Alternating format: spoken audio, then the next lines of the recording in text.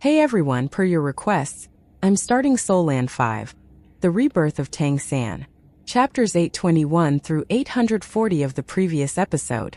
The three dominant races, dragons, phoenixes, and behemoths, maintained a fragile balance of power, all hampered by low reproductive rates. The death of the Crystal Demon Emperor shattered this status quo, turning Crystal City into a contested prize. The Celestial Fox Demon Emperor, seeking to consolidate power, proposed a marriage alliance between the Behemoth clan's heir, Jinongwa, and the Peacock clan's heir, Mei Gongzi, aiming to stabilize the demon continent and counter the Phoenix race's influence. Jinongwa arrives in Kali City to formally propose to Mei Gongzi, offering to help her solidify her power and eventually ascend to the rank of emperor. However, Mei Gongzi rejects the proposal outright, citing her commitment to another. Her steadfast refusal leads to immediate tension and the departure of the Behemoth delegation, marking a diplomatic failure and leaving the political future of Kali City and the alliance of the great clans increasingly uncertain. If you're able to, please support me on PayPal to help me stay active. Thank you. Now let's get back to the story of Soul Land 5, The Rebirth of Tang San audio series. Chapter 841. In a sense you're right, but the process is not that simple.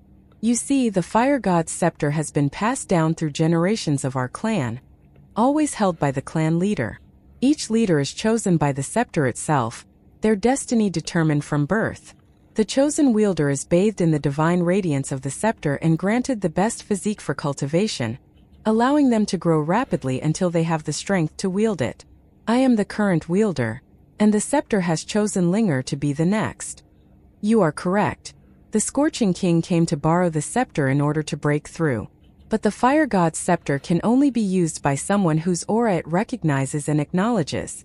For him to borrow its power to ascend, he had to earn that acknowledgement. So the proposal he was talking about was, well, marriage. Only by becoming Linger's husband and being blessed by the Fire God's scepter could he use the scepter's power for cultivation and advancement. The Sunborn Nymph Emperor's emperor seed was the betrothal gift. After hearing Huoquan's explanation, Tang San was dumbfounded. Meanwhile, Huolinger looked at him with a hint of resentment, clearly displeased that he had pulled away from her arm earlier. Tang San couldn't help but feel amused and helpless. He had come to stop the Scorching King from becoming an emperor, and that part had gone swimmingly, but he had never expected to get caught up in something. He had ruined a marriage proposal. No wonder the Scorching King had been so furious earlier. Tang San was essentially objecting not to a business deal, but to his marriage. Huoquan then continued. Since you have won against the Scorching King, that means you have the right to take his place and marry Linger. There was no need to explain further. The meaning was clear. They expected Tang San to take the Scorching King's place and marry Huolinger. The Fire Dawn clan leader didn't even suggest that Tang San offer up a betrothal gift. It was clear what he wanted. Clan leader, please hold on a moment. This matter needs to be discussed a bit more thoroughly, Tang San said urgently. Mei Gongzi was cultivating when she suddenly felt her divine consciousness tremble slightly, as if an invisible sense of danger tugged at her heartstrings. At her current level of cultivation, and especially after mastering the celestial plume, her sense of danger was extremely sharp. She immediately snapped out of her cultivation state. Just then there was a gentle knock on the door, followed by the voice of Luo Qingzhu. Little Mei, pause your cultivation for a moment. Another envoy from the ancestral court has arrived. Mei Gongzi narrowed her eyes and floated up. Understood. In the main hall of Kali City City Lord's mansion, Luo Qingzhu sat in the seat of honor, with two envoys from the ancestral court seated in front of her. Your Highness, where is City Lord Mei? Asked one of the envoys, clearly a great demon king. He was an imposing figure, radiating a powerful aura, from the lineage of the behemoths. Luo Qingzhu responded solemnly, I've just informed the city lord, but she is currently in a critical stage of secluded cultivation and cannot meet with anyone. I must ask you two to wait a few days until the city lord finishes her seclusion. The two envoys exchanged a glance, then the same behemoth said in a deep voice, The ancestral court's orders are urgent, as they involve the very fate of the Empyrean Dominion. This is a matter concerning all demons, so we must ask that the city lord end her seclusion as soon as possible. Although they came from the ancestral court, Mei Gongzi was now the ruler of a major city, and they couldn't push too hard. But they couldn't just take no for an answer either. They were here to deliver orders, not to do sightseeing.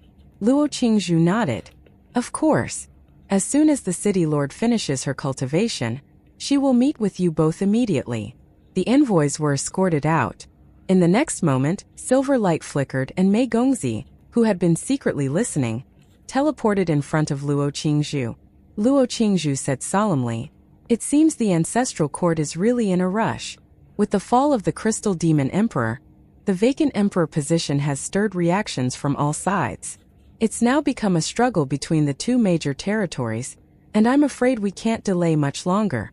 If anything goes wrong, it could be a huge problem and affect your chances of becoming an emperor." Mei Gongzi's eyes were icy, and she said in a disgusted tone, "I can't believe they came up with something utterly despicable." The envoys from the ancestral court had delivered the message perfectly clear. They demanded that Mei Gongzi go through the marriage arrangements within 3 months. It could be with any first-tier clan or within the Peacock Demon clan itself. It did not matter as long as the spouse was a demon with a first-tier bloodline. The goal was to solve the issue of her human bloodline and to produce offspring. Afterward, the Empyrean Dominion would fully support her ascension to emperorhood. Jinongwa had made their intention clear, but at that point it was a proposal coming from the representative of a single clan. Now it was an order coming from the ancestral court, and the proposal was open to all first-tier bloodline clans of the Empyrean Dominion, making it much harder to reject.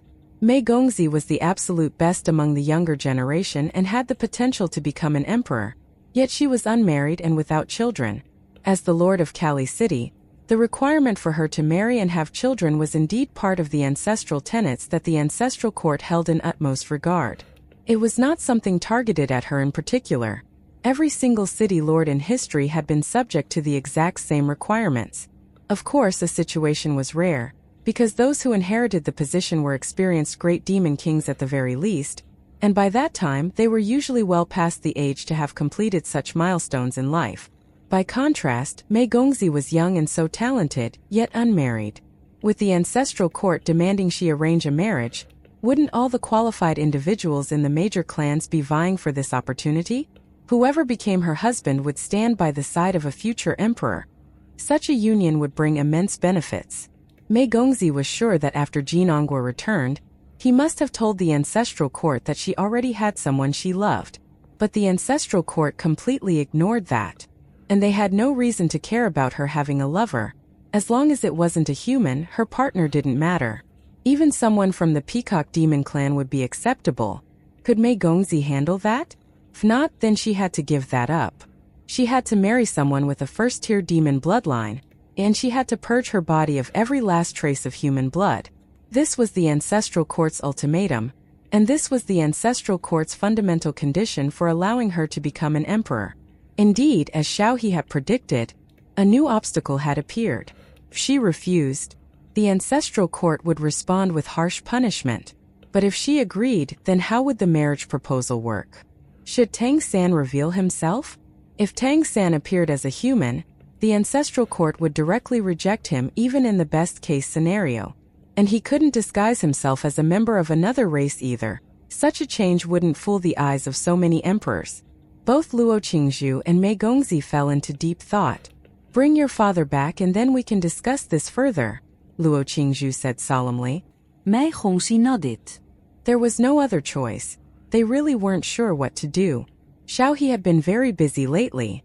The construction of the Skytree realm had begun. Even though he had mentally prepared himself, the migration of the Sea Giants and Sea Sky Tree clans to Crescent Island still deeply shocked the former Peacock Great Demon King. The scene was truly magnificent. In the sea, one giant pillar after another rose, and from a distance, it looked as if they could reach out from the sea and support the entire sky. The pillars were arranged in an orderly fashion, and the sea sky trees positioned themselves around and above the pillars to form bridges between the islands. They arranged themselves according to the layout thought up by Shao He, in order to maximize the surface they could cover without sacrificing structural integrity. Thanks to the sea giant's dominion over the sea surface was calm and still. From Crescent Island, 3 bridges extended far into the distance. These bridges, about 30 meters wide, stretched in a straight line across the sea, creating a breathtaking sight. The surface of the bridges was made of intertwined tree branches and trunks, tied together with thick vines. The Sea Sky Tree clan lived in the endless blue sea and had no fear of the sea's erosion. With the strong support of the Sea Sky Tree clan, the bridge surfaces were made as smooth as possible.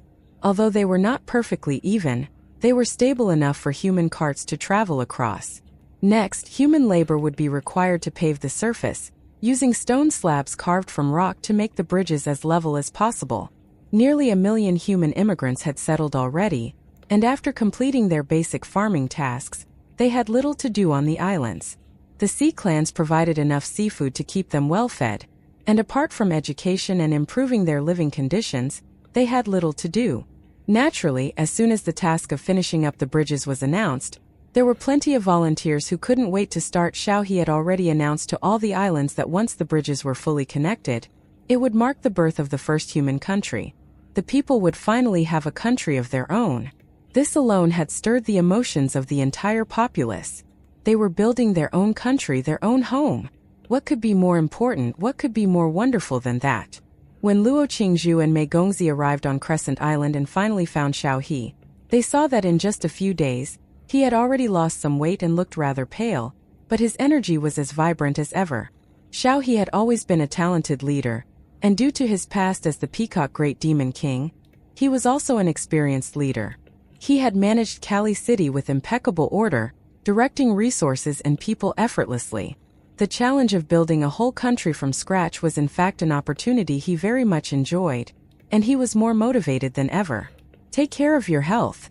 Your cultivation is still low, don't overwork yourself, said Luo Qingzhu, her heart aching as she wiped the sweat on his forehead. Xiao He chuckled. I'm the Prime Minister now, so I have to give it my all.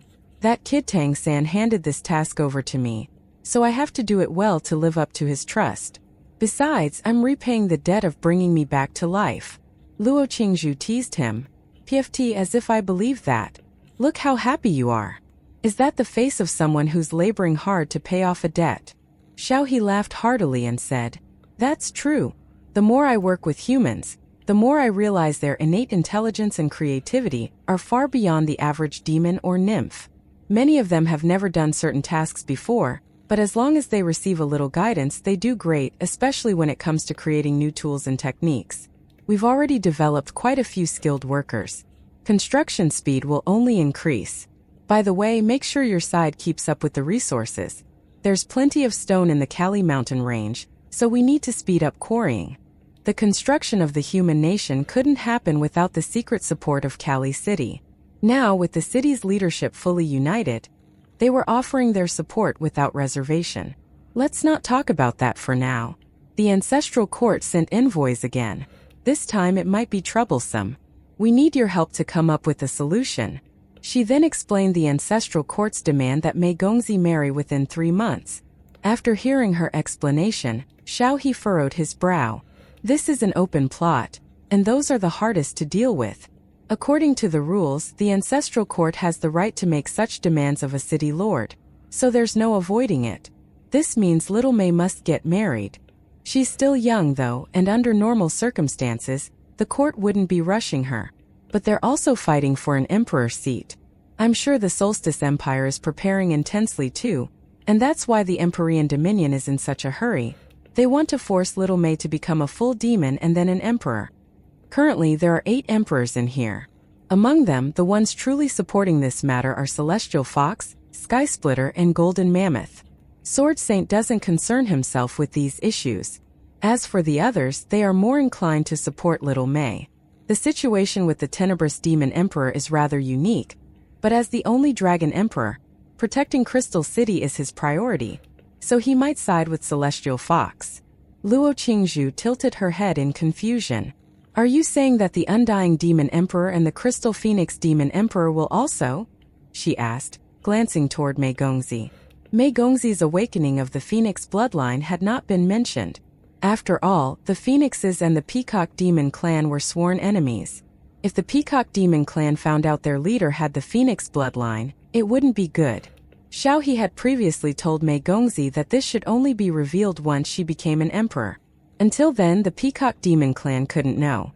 Shao He explained, Lin Shima is little Mei's biological father. Ever since he learned he had a daughter, he's been utterly dejected. Back when we were at the ancestral court, he was constantly thinking about how to make it up to his wife and daughter. As for the undying demon emperor, he is the Phoenix Lord, and his best interest is the best interest of the Phoenix race. When little Mei reported to the ancestral court, the reason the undying demon emperor supported her was partly her talent and partly Lin Shima's pleas. In other words, his support shouldn't be an issue. Hearing his analysis, Luo Qingzhu breathed a sigh of relief. So that means we have the support of 3 demon emperors, including the undying demon emperor, and 1 is neutral. That means there's nothing to worry about. We can just ignore the ancestral court's demands. No, Shao He said gravely. I'm afraid it's not that simple. Even if the White Tiger Demon Emperor, the Undying Demon Emperor, and Lin Shima band together, they can't openly oppose Celestial Fox. At least not publicly. That's why I said an open plot is the hardest to deal with. Celestial Fox has a legitimate reason to act the way he is acting, and standing against him would be tantamount to opposing the Empyrean Dominion as a whole. So what should we do then? Luo Qingzhu asked. First, we can't outright reject the marriage proposal. Refusing it would mean standing in opposition to the ancestral court. The first consequence would be the Empyrean Dominion abandoning little Mei as their primary candidate for becoming an emperor, so we have to agree. Our only option now is to buy time. But how to delay and for how long, that's something we need to discuss with Tang San. We've reached a critical moment. Little Mei, you need to call Tang San back, and we'll come up with a plan together. All right, Mei Gongxi nodded. Tang San had been away for quite some time now, and the two had lost contact during this period. Although the Azura sword still provided a connection between them, she had begun to feel an emotion she hadn't experienced before, longing. The longer they were apart, the stronger this feeling grew. She truly wished she could be by his side. Only now that they were separated did she realize just how important he was to her. Tang San had left for official matters, yes, and she fully supported his endeavors, but the feeling of missing him was overwhelming, an indescribable ache in her heart. So when her father suggested calling Tang San back, she agreed without hesitation. Even if it wasn't for the current situation, she still desperately wanted to see him.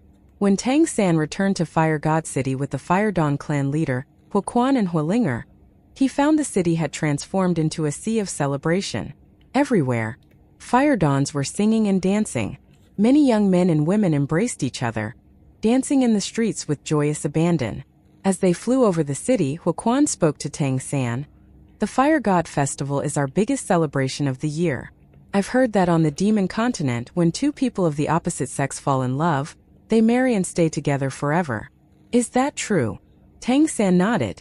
Whether among demons, nymphs, or humans, it was the same. Huoquan explained, it's different here. Our people value freedom, and all children are raised collectively by the clan. When they meet someone they like, they wait for the Fire God Festival to express their feelings. If the other person agrees, things follow their natural course. The Fire God Festival lasts for 7 days, and these 7 days are the time when our people reproduce. Tang San was stunned. So this was the Fire God Festival? Free love, but only for 7 days. What a unique custom. Tang San couldn't help but shake his head with a hint of helplessness, but at the same time, he felt a pair of heated eyes watching him. Instinctively, he looked over, only to meet Huolinger's burning gaze. If you want the Fire God's scepter's protection, you'll have to be with me, because I'm the heir to the scepter, the Fire God's emissary. No one in the clan has ever caught my eye before. You're strong and I like you, Huolinger declared bluntly, leaving Tang San feeling a little flustered. I don't actually need the Fire God's protection, Tang San quickly replied. The Fire Dawn clan leader, who had been flying ahead, immediately stopped, and his expression darkened.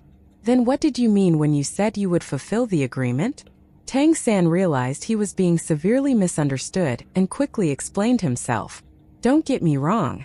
I simply wish to help the Fire Dawn clan. Gaining your friendship is more than enough. I have no need for the Fire God's power, and I have no intention of taking it from you. whether you offer it to me or not. Huoquan was taken aback. So what you're saying is, you're helping us just because? He found this hard to believe. Was there really such a thing as a free meal? Power that could stabilize and revitalize the fire god's scepter always came at a cost, and no one knew that better than him. Tang San said earnestly, exactly. I'm willing to help your clan for free and stabilize the divinity of the fire god's scepter.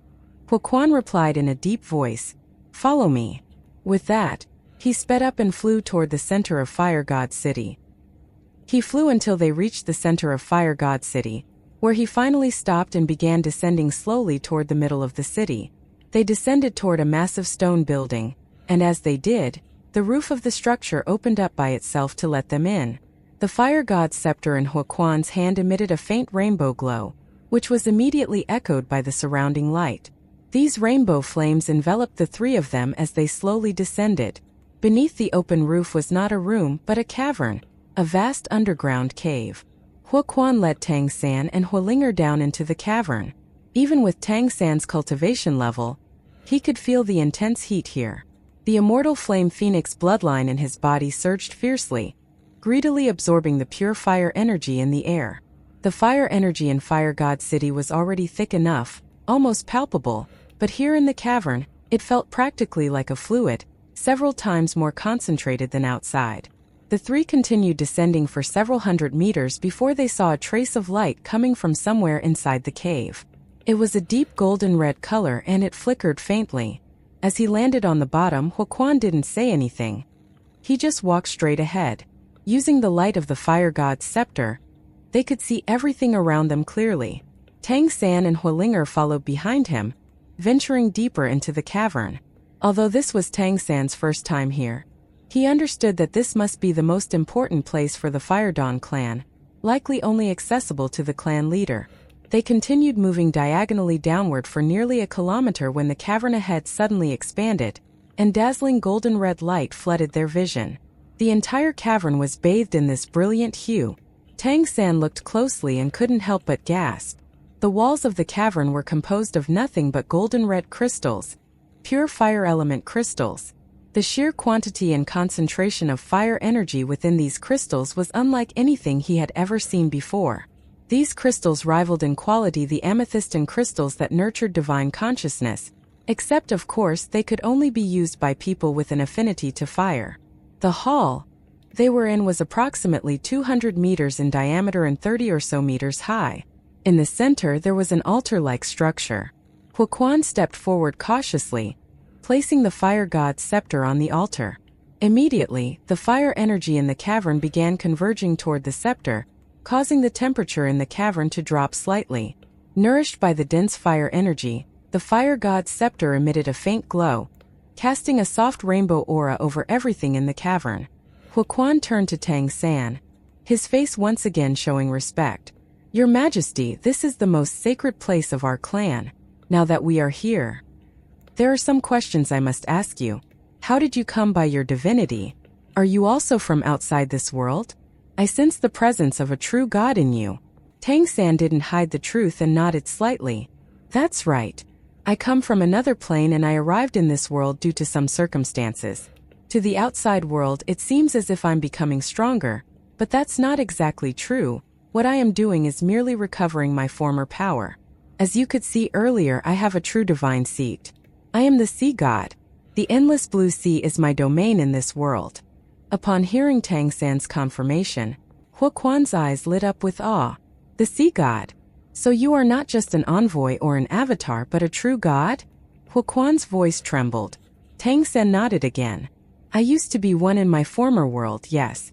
I brought a fragment of my divine consciousness when I reincarnated in this plane, retaining my original memories and gradually regaining my power. That's why I could sense the divine energy radiating from the fire god's scepter, and that's how I know it's something only true gods can manifest. Since Phelan Planet isn't anchored to any divine realm and has no true gods of its own, I concluded that you must have come from elsewhere. The clan leader's breathing became rapid.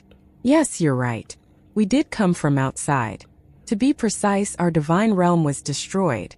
Lord Fire God sacrificed himself to protect our clan, allowing us to scatter and flee across the universe. We are one of the surviving branches. Eventually, we found our way to Phelan Planet and made an agreement with the planar ruler here, which allowed us to survive. Tang San asked curiously, "What agreement did you make with the planar ruler?" Huoquan didn't hesitate and directly answered, "Cleansing toxins. As you well know, Phelan Planet is an incredibly fertile and powerful world. According to our ancestors, its wealth of energy was almost on par with that of our former divine realm, making it a perfect place for us to settle and thrive. However, this planet with great potential lacked the protection of a divine realm, which led to many issues. Parts of the crust on the planet were still unstable. When we first arrived, Phelan was plagued by natural disasters, the most common being earthquakes and volcanic eruptions. Our Fire Dawn clan, of course, specializes in dealing with fire. After negotiating with the planar ruler, our ancestors decided to settle here. Using the power left behind by Lord Fire God, we created Fire God Mountain, which serves as a vent for the planet's internal pressure. This continuous release of pressure stabilized the planet, allowing life to flourish. At the same time, we agreed with the planar ruler that no one in our clan would ever try to ascend to the 12th order. We have always suppressed ourselves beneath that level. Whenever one of our clan members reaches the peak of the 11th order, they must sacrifice their excess power to the Fire God's scepter to preserve the remnants of Lord Fire God's divinity. That is how we have lived on Phelan Planet for thousands of years. As the Fire God's scepter lost Lord Fire God's protection, its divine energy began to dissipate. If it weren't for the abundant fire energy here, the scepter would have long ceased to function. We've tried everything to stop the dissipation, including trading with the Scorching Sunflower clan for resources, but nothing we did could stop it. At most we could slow it down for a while. Until today, we've never seen the divine energy actually increase. Even though it was just by a little, it's still something that never happened in our entire history. It deeply moved me to witness such a change. And to think we have a true God before us. If you help us restore the Fire God's scepter to its former glory, we will do everything in our power to meet your conditions, whatever they may be." At this point, Huoquan was on the verge of tears. Although he didn't know much about Tang San, he was certain that the person before him was indeed a god. Even if he wasn't an extremely powerful god right now, the fact that he held a divine seat was undeniable. And Tang San was right. Only a god could solve the issue with the Fire God's scepter. The moment Tang San used the power of the Sea God to suppress the Scorching King, Huoquan made his choice without even thinking about it. As for whether Tang San had nefarious intentions, he was not too worried. This was the Magma Red Sea after all. Even though Tang San was a god, Huoquan wasn't afraid of him here. At the very least, he could protect his home. Moreover, as the Sea God, Tang San wasn't exactly an enemy of the Fire God.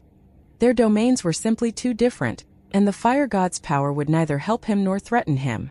Thus, Huoquan wasn't worried about Tang San coveting their divine item. Under these circumstances, if an exchange could help restore the Fire God's scepter, it was the best possible outcome. Tang San looked into Huoquan's earnest eyes and said, "As I mentioned earlier, I am willing to help your clan without asking for anything in return. You heard the Scorching King say that humans on the Demon Continent are treated as slaves and vassals. Despite their large numbers, they lack innate cultivation abilities, and can only struggle to survive under the oppression of demons and nymphs.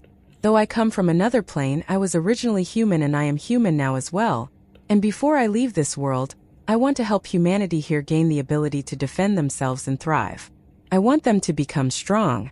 My journey across the endless blue sea has been in search of a way to provide humanity with these gifts. When I discovered the Magma Red Sea, I had a realization that might allow me to do exactly that. But that's something for later. For now, I want to tell you that I understand your concerns, and here's what I am thinking. First, I can help stabilize the divinity of the Fire God's scepter.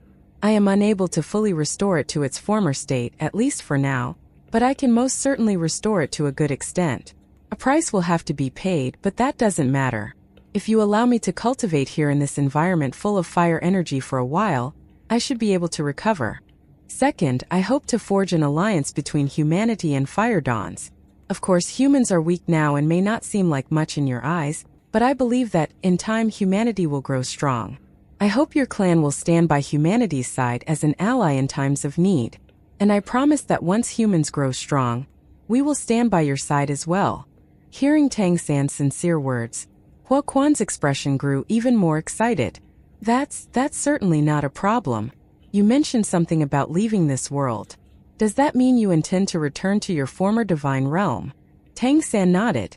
Yes, once I recover my cultivation, I will return to my former world. That was part of my promise to the planar ruler of this world. Otherwise, it would have never allowed me to pass my divine tribulation. Does your former divine realm have a fire god? Hua Quan asked eagerly. Of course there is. Hua Quan's voice trembled as he asked. Then could you ask your fire god to watch over our clan? We would pledge eternal faith to him. Tang San thought for a moment and said, I can certainly introduce you, but if you want to go in that direction, you will face several challenges. The biggest one comes from Phelan Planet's planar level. This world is incredibly strong, and I'm sure you've sensed that. While there are no gods here, powerful beings can cultivate to the 12th order using its abundant resources. Assuming no planar suppression, some would reach even higher.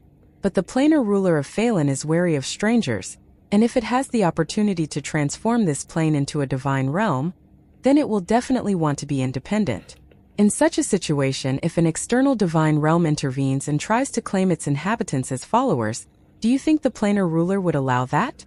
You'd be in grave danger. Furthermore, the fire god of my world may not align with the powers you worship. There are differences between fires. That's why I wouldn't recommend switching your faith. Even if both are fire gods, the differences could be quite significant. Hua Quan felt rather despondent. Then what should we do? Tang San spoke gravely. I promise the planar ruler that after I return to my divine realm, I will send one of my descendants to this world. A descendant who does not inherit my divine seat but has the family's innate talent. When they arrive, they will lead humanity to strength and become the catalyst for the planet's evolution. At that time, the entire plane will have the potential to evolve into a divine realm. With the plane's evolution, a significant amount of divine energy and divine seats will emerge, and that will be the Fire Dawn clan's opportunity.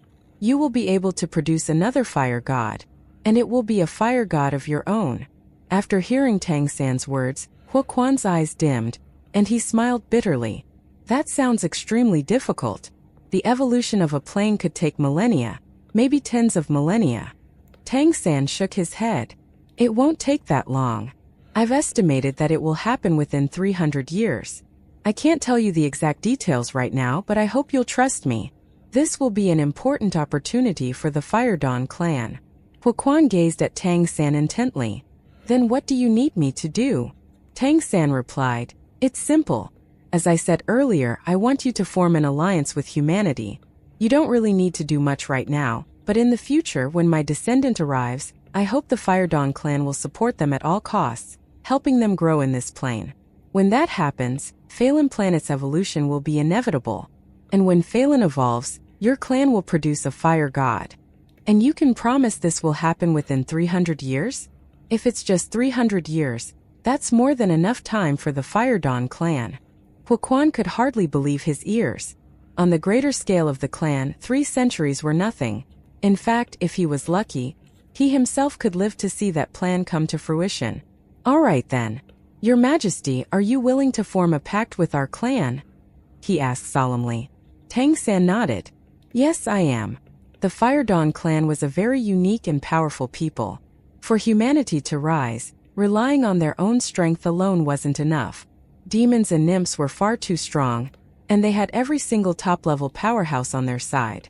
Such power made it impossible for humans to stand against them. Therefore, before Tang San left this world, he needed to gather as many allies for humanity as possible. Humanity needed to borrow the strength of others to protect themselves until they could stand tall on their own. Tang San slowly walked forward and stood before the fire god's scepter. He spoke in a deep voice. I, Tang San, the sea god, on behalf of humanity on Phelan Planet, hereby form a pact with the Fire Dawn clan. Both sides shall be equal, peaceful, coexisting in mutual benefit. We will become eternal allies. In the future, when humanity leads Phelan Planet to become a divine realm, the Fire Dawn clan will give rise to a fire god. As he spoke, The golden trident mark on his forehead began to glow. A beam of golden light shot out and hovered above the fire god's scepter. Immediately, the rainbow-colored aura emitted by the fire god's scepter intensified. The divine weapon trembled violently, as though expressing its inner joy and excitement. A vast amount of divine energy surged from Tang San, rippling through the cavern. The fire god's scepter's light grew stronger, clearly showing its fondness for Tang San's divine nature, even displaying a sense of reverence. Huoquan had always been extremely attuned to the fire god's scepter, and even when the powerful sun-born nymph emperor visited, he'd felt the scepter remain proud and untamed. Yet, in front of Tang San, it had behaved obediently from the very beginning, and now it even showed signs of reverence. This could only mean one thing. The level of Tang San's divine power as the sea god surpassed that of their fire geoda and the divine realm where the Fire Dawn clan once resided. Their fire god was the supreme being. So who exactly was this sea god? Huoquan had no idea, but without a doubt, the stronger Tang San was and the more impressive his background, the more beneficial this pact would be for the Fire Dawn clan in the future.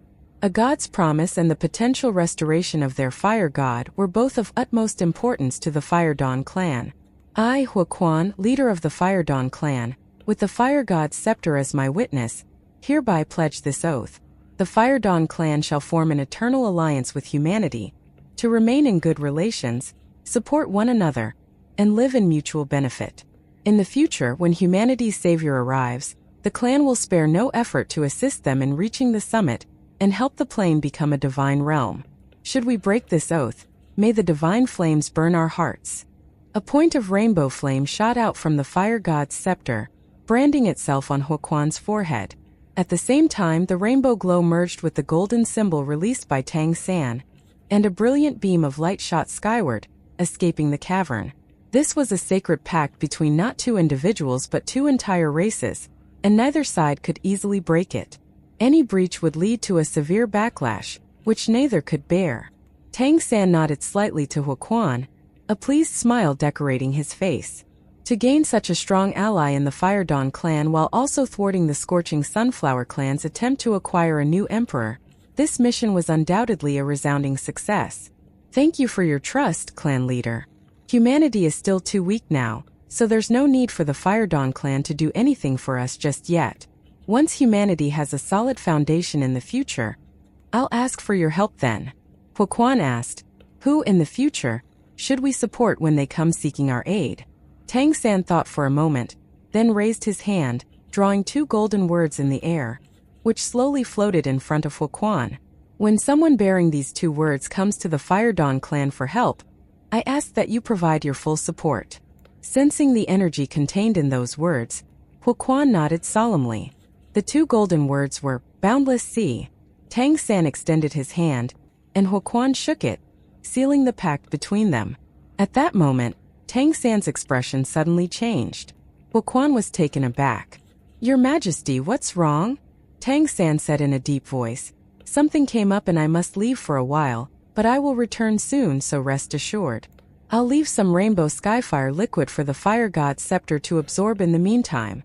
When I return, I'll infuse it with more divine energy. As he spoke, he waved his right hand, releasing an even larger ball of rainbow skyfire liquid than before, which floated directly toward the fire god's scepter. At the same time, silver patterns swirled beneath his feet, and a silver-white tower emerged from his chest, the space-time lighthouse. There might not be water, wind, or earth energy here, but space and time were omnipresent. Thus, Tang San could still wield the power of space in this place. I'll teleport away and return later. Clan leader, my apologies, but I must go for now. As he spoke, the silver-white space-time lighthouse in front of him burst into light. Silver light patterns appeared under his feet, turning into a spatial array that would act as a beacon for this location. Then, enveloped by silver light, Tang San teleported away. What just happened? Could this guy be a fraud? Linger couldn't help but ask, wide-eyed in disbelief. Watch your words. Huoquan scolded her in an irritated tone. He had already walked to the front of the fire god's scepter and was observing it. The large orb of rainbow skyfire liquid floated toward the fire god's scepter, which immediately radiated an aura of excitement and began absorbing it. Huoquan could clearly feel the divinity within the fire god's scepter growing. He was not bluffing. He really can do it. Although Tang San had left, the silver light patterns on the ground continued to glow brightly. Those strange patterns gave Huoquan a surreal feeling, as if he couldn't quite figure out where they were although they were right in front of him. What powerful space energy! The artifact he used earlier must be a space attribute 1. The fact that he could move freely within Fire God City means he also has some fire-type abilities, and then there's the sea. This human god is truly strong and mysterious. Huoquan trusted Tang San's words. Tang San had divine power, and so did the fire god's scepter. If the fire god's scepter had sensed any malice or threat from Tang San, it would have immediately given feedback to Huoquan. But since there was no complaint, it meant the scepter fully approved of Tang San. Nothing validated someone better than a divine weapon's recognition. Although Huoquan didn't know why Tang San had left so abruptly, he wasn't worried about being deceived. All right, you'll stay here and wait for His Majesty to return. Once he's back, just follow his lead. For now, keep the pact between us and the humans a secret. Only you and I will know. We'll reveal it to the clan when humanity grows stronger. But the pact has already been sealed, and the fire god's scepter will guide our people to uphold it. Got it, Grandpa. But do you think if I had a child with him, that child might be the person he mentioned? Linger asked in a whimsical manner. Huoquan was momentarily stunned. If that's possible, it would be the best outcome. But who knows? A child destined to help the plane ascend to a divine realm? For the Fire Dawn clan, that would be monumental. Given Tang San's immense strength and status as a god, his child would undoubtedly carry divine power. The Fire Dawn clan did not forbid intermarriage with outsiders. If the bloodline leaned more toward the Fire Dawn side, their offspring would stay here. If it leaned more toward the other parent's lineage, they would leave, only returning during the Fire God Festival to reunite. However, this rarely happened within the Fire Dawn clan. They seldom met outsiders, and as for developing feelings for them, that was even more uncommon. When the Scorching King proposed marriage, it was with the intent to lure the Fire Dawn clan with great benefits, using marriage as a way to secure their alliance while leveraging the Fire God's scepter to break through in cultivation. He had given little thought to offspring. There were no expectations in that respect. Silver light flickered and Tang San appeared, feeling a bit weary. The distance was quite significant, the farthest he had ever teleported, but he had returned nonetheless. As soon as he appeared on the beach of Crescent Island, Tang San was stunned by the scene before him. On the calm sea, a bridge tens of meters wide was bustling with tens of thousands of workers busy with their tasks. He couldn't see what was happening under the water, but on the bridge, thick stone slabs were being laid, extending far into the distance. Stone railings were being erected on both sides of the bridge. It was a scene full of energy and excitement. The first phase of the foundation is complete and phase 2 is underway. The bridges are fully connected. With the joint efforts of the sea giants and the sea sky trees, it took less than half a month to set the foundation. Now our people are finishing things up. It's going even more smoothly than expected. The sea clans also provided some valuable materials. The sea sky trees have been very cooperative. In a few more months, the entire surface will be completed. Once that's done, we'll be able to accommodate more of our people. A voice came from behind, and when Tang San turned to look at the speaker, a figure had already thrown itself into his arms like a swallow returning to its nest. A soft and fragrant body was pressed tightly against his. Tang San immediately wrapped his arms around Mei Gongzi, and all the fatigue vanished from his face, replaced by nothing but tenderness. Shao He turned his head away and coughed, pretending not to notice. Mei Gongzi had just activated the Azura sword seed, using her divine sense to summon Tang San through the sword intent. The moment she laid eyes on him, the well of longing in her heart erupted like a geyser, and she could no longer contain her emotions. She flung herself into Tang San's arms.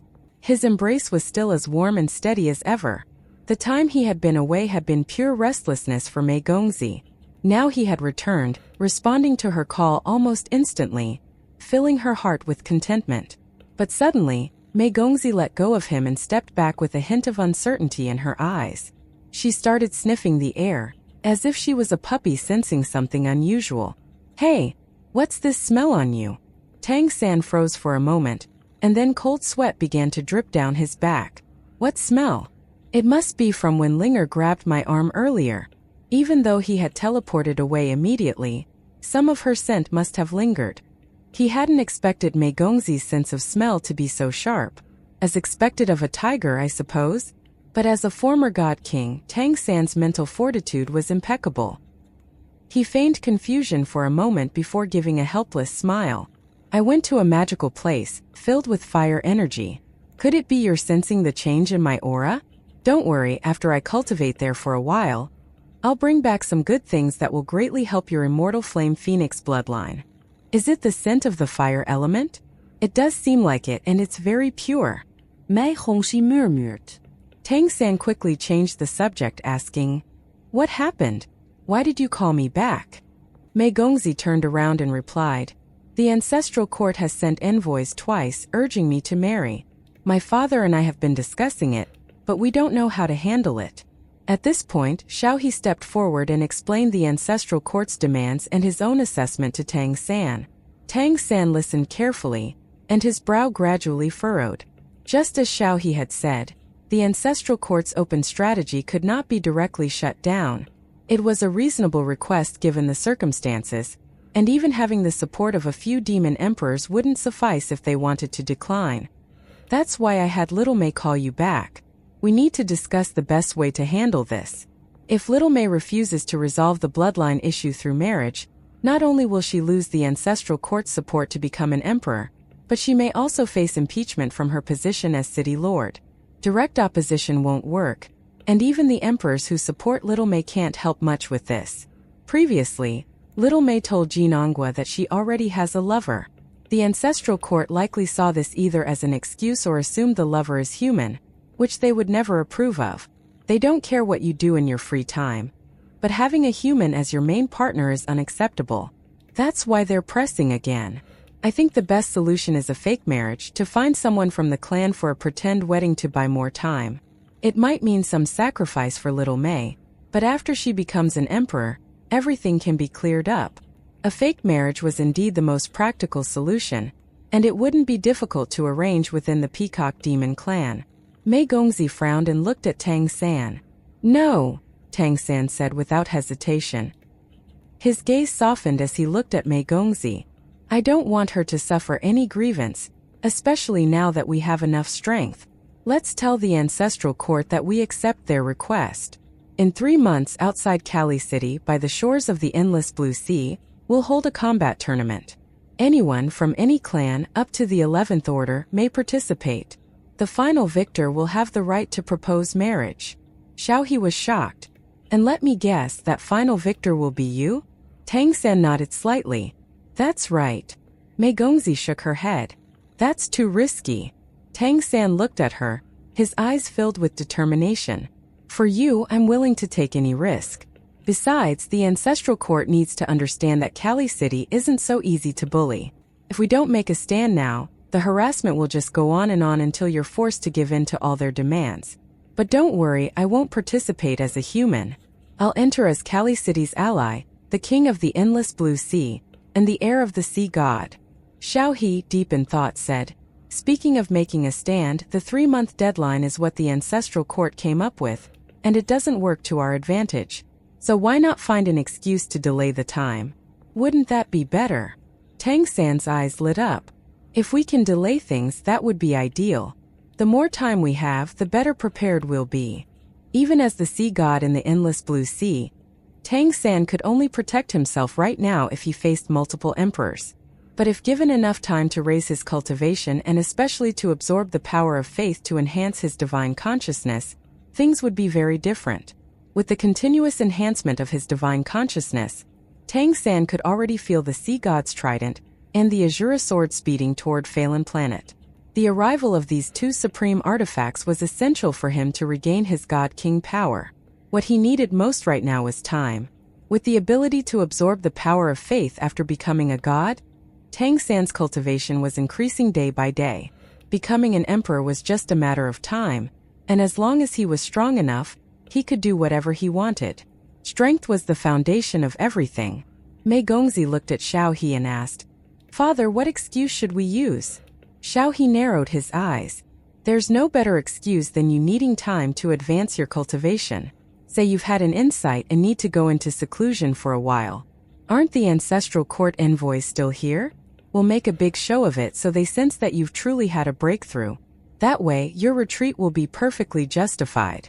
We'll agree to their terms on the surface but use your seclusion as a reason to delay for as long as possible. Tang San couldn't help but laugh. It's true what they say.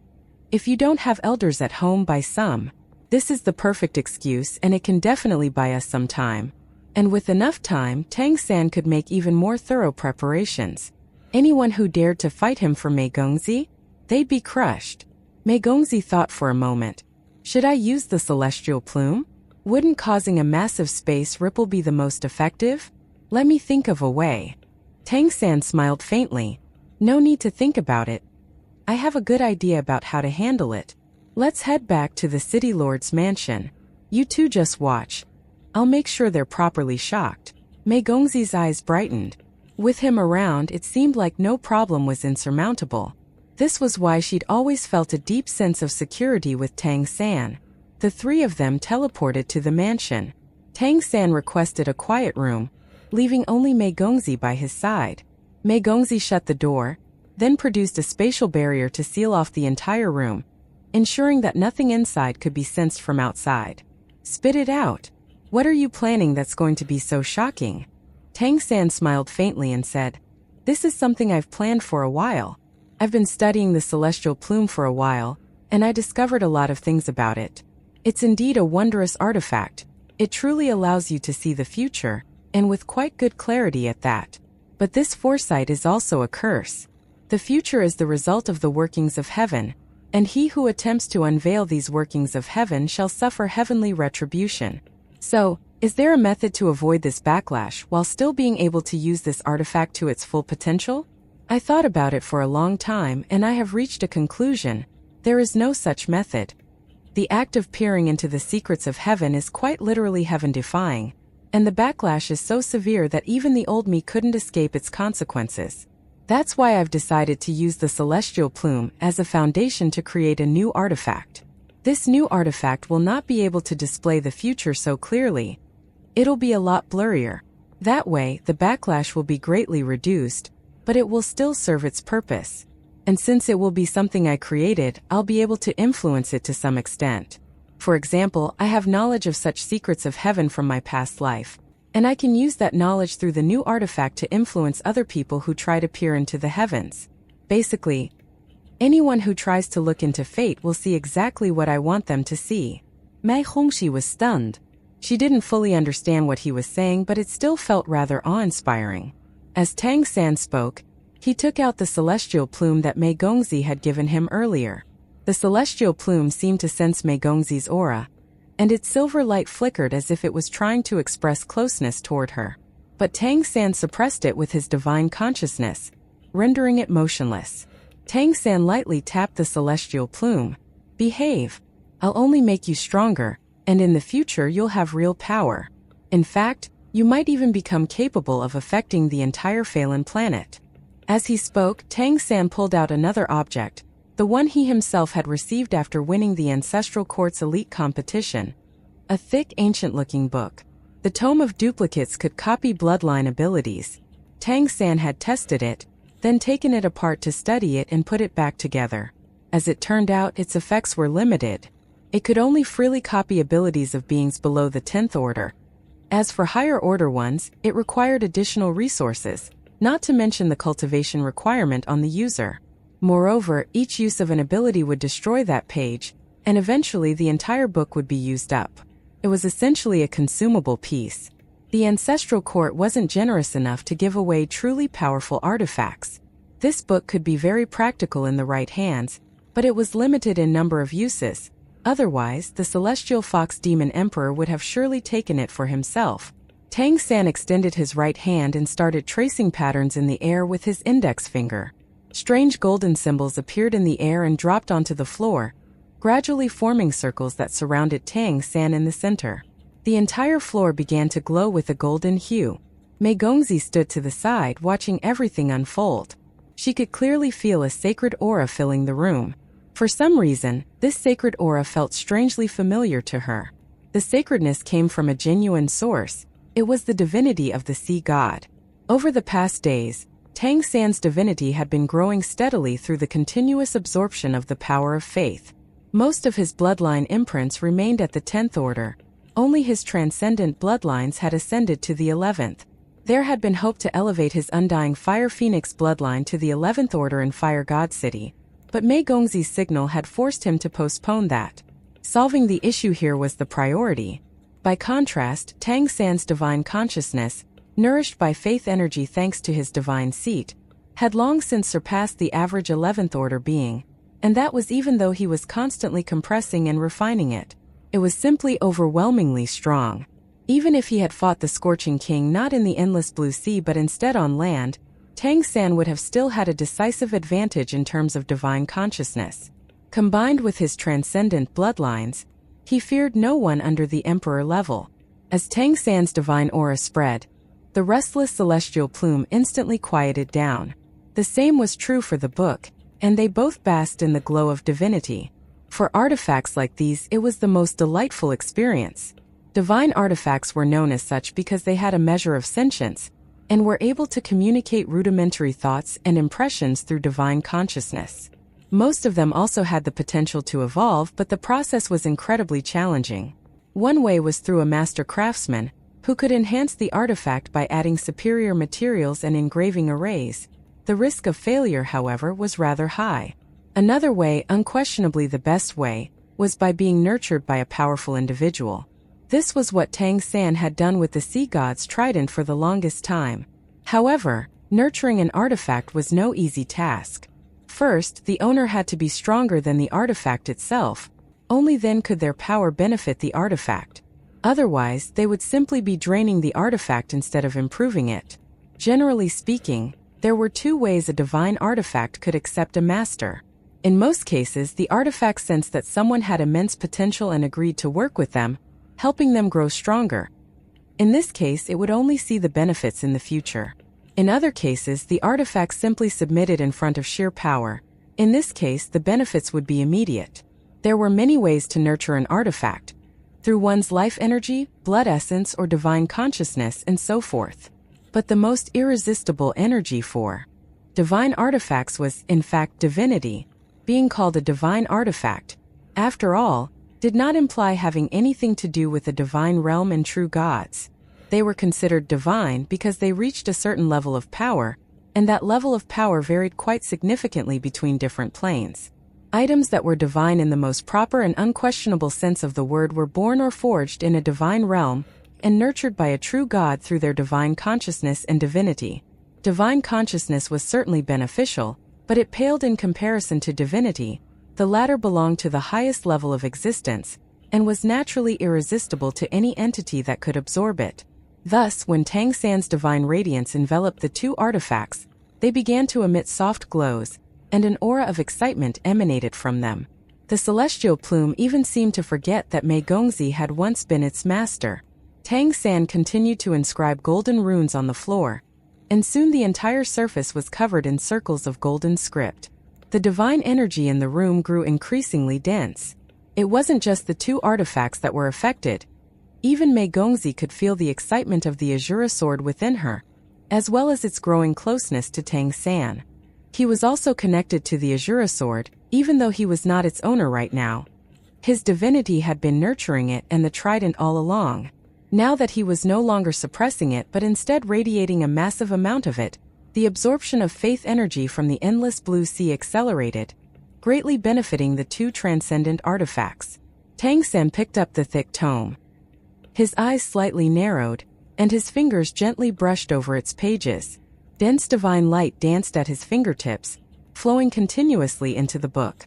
He began to turn the pages, and every flip left a trace of golden divine light on the page. As he went through the book, it started to emit increasingly brilliant light. It was evolving. Off to the side, the celestial plume was practically leaping with excitement, even becoming somewhat impatient. How much it wished it was in Tang San's hand instead of the tome. Using divine energy directly to enhance an artifact in one go was normally an extravagant waste. Yet Tang San was doing just that. How could these two divine artifacts not be elated? By now, they no longer resisted him in the slightest. As the energy infusion continued, the book seemed to become somewhat thicker. At the same time, it felt much heftier and more substantial. Tang San's eyes narrowed slightly and he nodded in approval. Things were actually going better than he had initially expected. Although this book had no power of its own, it absorbed divine energy like a sponge, much faster than Tang San had anticipated, and it seemed that its capacity to hold energy was quite considerable. This was certainly a good thing. The more energy a divine artifact could withstand, the more power it was bound to have in the future. Thus, Tang San didn't hold back, continuously infusing divine power into it, while his divine consciousness ensured the book was perfectly stable, allowing it to absorb this pure energy as effectively as possible. In his hands, the tome of duplicates was like an unpolished jade, and the first carving of such jade was the most important. Only by laying a solid foundation could the artifact unleash real power in the future. That a white halo of distorted light surged from Tang San's chest, the space-time lighthouse. The distorted halo expanded outward, further reinforcing the barrier that Mei Gongzi had previously put into place. Within this barrier, the flow of time suddenly accelerated. Faith energy had already been flowing into Tang San at a considerable speed, but now it surged like a massive river. The immense faith energy infused Tang San's divine seat, transforming into divine energy, and continuously flowed into the book in front of him, enhancing it. What could cause more of a stir than creating a divine artifact? Tang San had long since decided how to deal with the celestial plume, and this was the perfect opportunity to do it. He may not be able to give it all the finishing touches, but at the very least, he would be able to complete the initial reshaping. Under the nourishment of the divine radiance, the tome of duplicates thrived, and its affinity with Tang San grew stronger. Even though Tang San had not made it recognize him as its master, its aura had already become closely linked with him, due to the continuous infusion of divine energy. The benefits were mutual. When a god continuously nurtured a divine artifact with their divine energy, after reaching a certain point, the artifact would naturally acquire the god's divine radiance and become inseparable from them. This was the case with the Azura sword, the sea god's trident, and indeed the fire god's scepter that Tang San had seen earlier. Though the fire god had fallen many millennia before, the scepter still carried his divinity, blessing the Fire Dawn clan. The thick book in front of Tang San kept growing in aura, leaving Mei Gongzi momentarily stunned, while the celestial plume became increasingly restless. It seemed to be saying, "Why not me? Why aren't you helping me get stronger?" Sensing its plea, Tang San smiled slightly, waved his left hand, and pulled the celestial plume in front of him, placing it flat on the book, allowing it to share in the infusion of divine energy. The celestial plume was overjoyed by this, and it immediately began to greedily devour the divine energy. In no time, its originally silver-white barbs turned a faint golden color. At this moment, Mei Gongzi noticed a sly smile on Tang San's face. Her lips twitched slightly. He was planning to take over the celestial plume, wasn't he? Poor celestial plume, sitting there like a little beggar child, only to be picked up by a workhouse master. As Tang San's divine energy continued to pour into the celestial plume, Mei Gongzi could feel the connection between her and the artifact weakening. The celestial plume was actually abandoning her.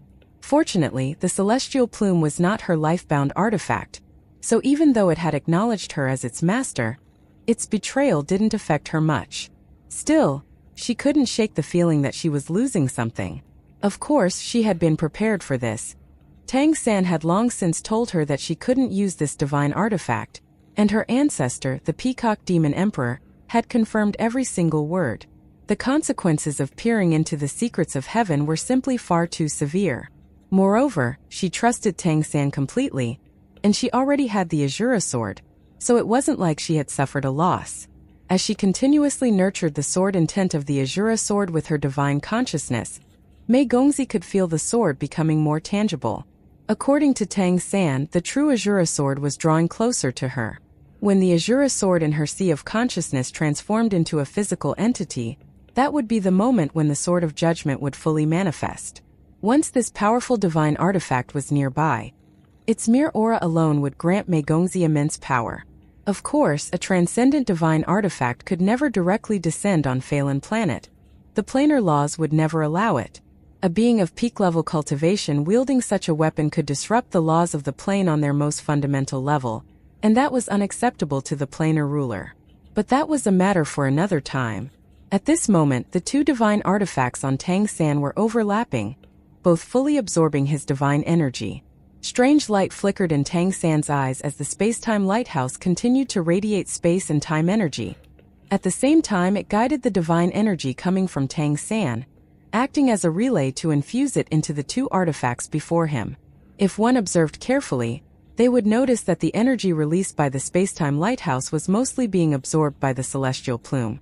The celestial plume was frantically absorbing divine energy, eager to make up for what it had fallen behind compared to the book, and it didn't notice that the space-time lighthouse's power of time and space was also being infused into it. Of course, as a space-type artifact itself, it naturally wouldn't reject space energy. The runes on the ground grew increasingly bright. Tang San himself was entirely bathed in golden light. Slowly, however, shadows began to appear around him, shadows that were not produced by any object in the room. They were strange and distorted, and they moved all by themselves, in no connection with the golden light of the divine energy.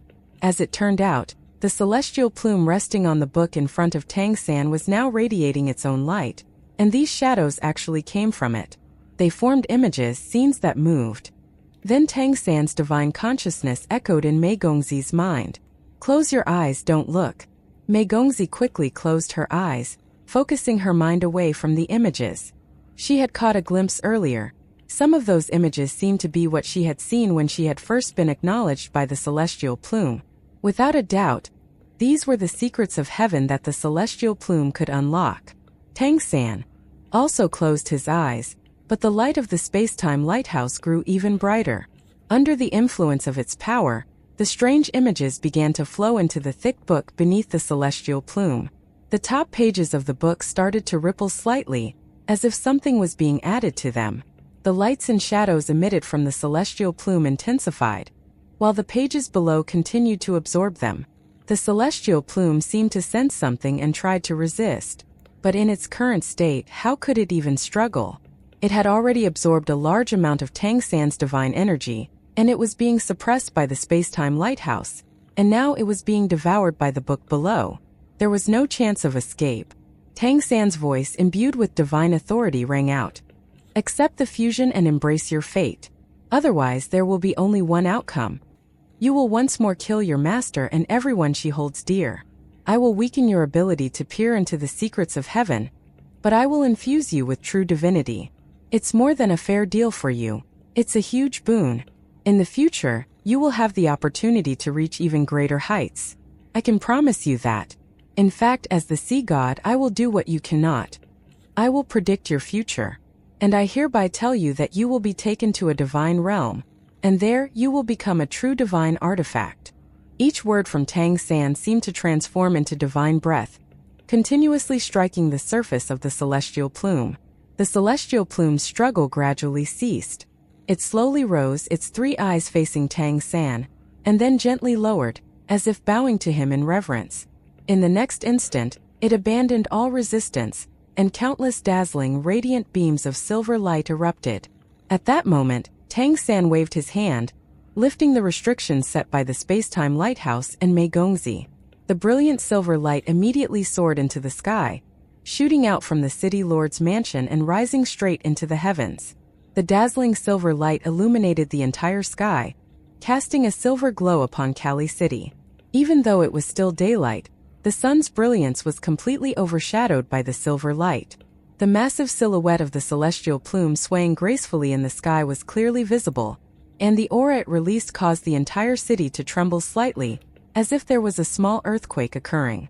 One after another, hazy, illusionary images appeared, merging into a canopy over the city. Every being in Kali City, when looking up at this sky, would feel a strange sensation, as though they could see their own future within these images. But the moment they blinked, the images vanished, and nobody could remember what they had just witnessed. Had they truly seen anything? Or was this some kind of mass illusion? Nobody knew, and nobody would ever know. Such a miraculous scene compelled every demon and human in Kali City who witnessed it to worship the heavens, with many even kneeling or prostrating themselves on the ground.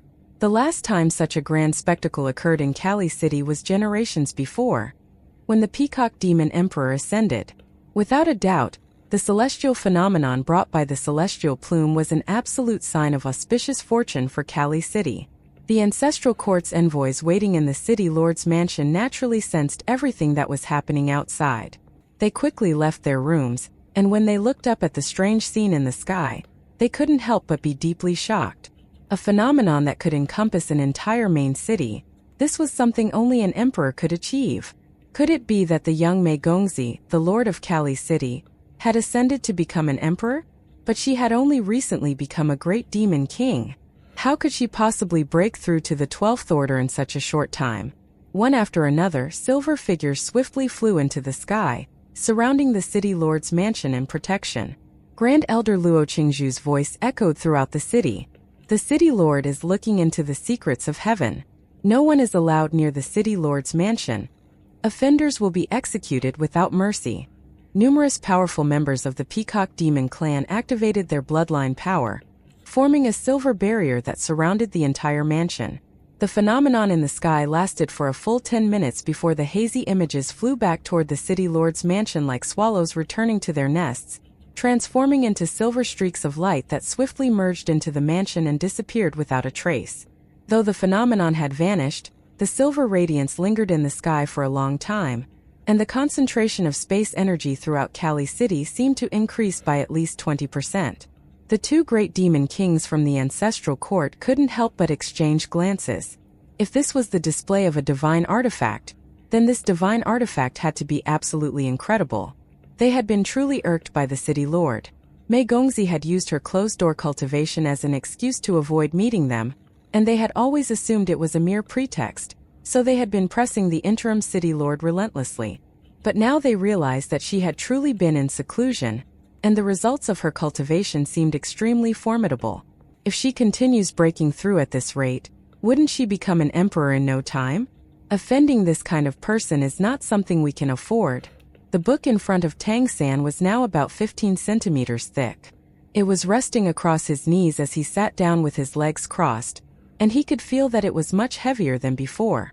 Meanwhile, the celestial plume was nowhere to be seen, but the cover of the book looked somewhat different.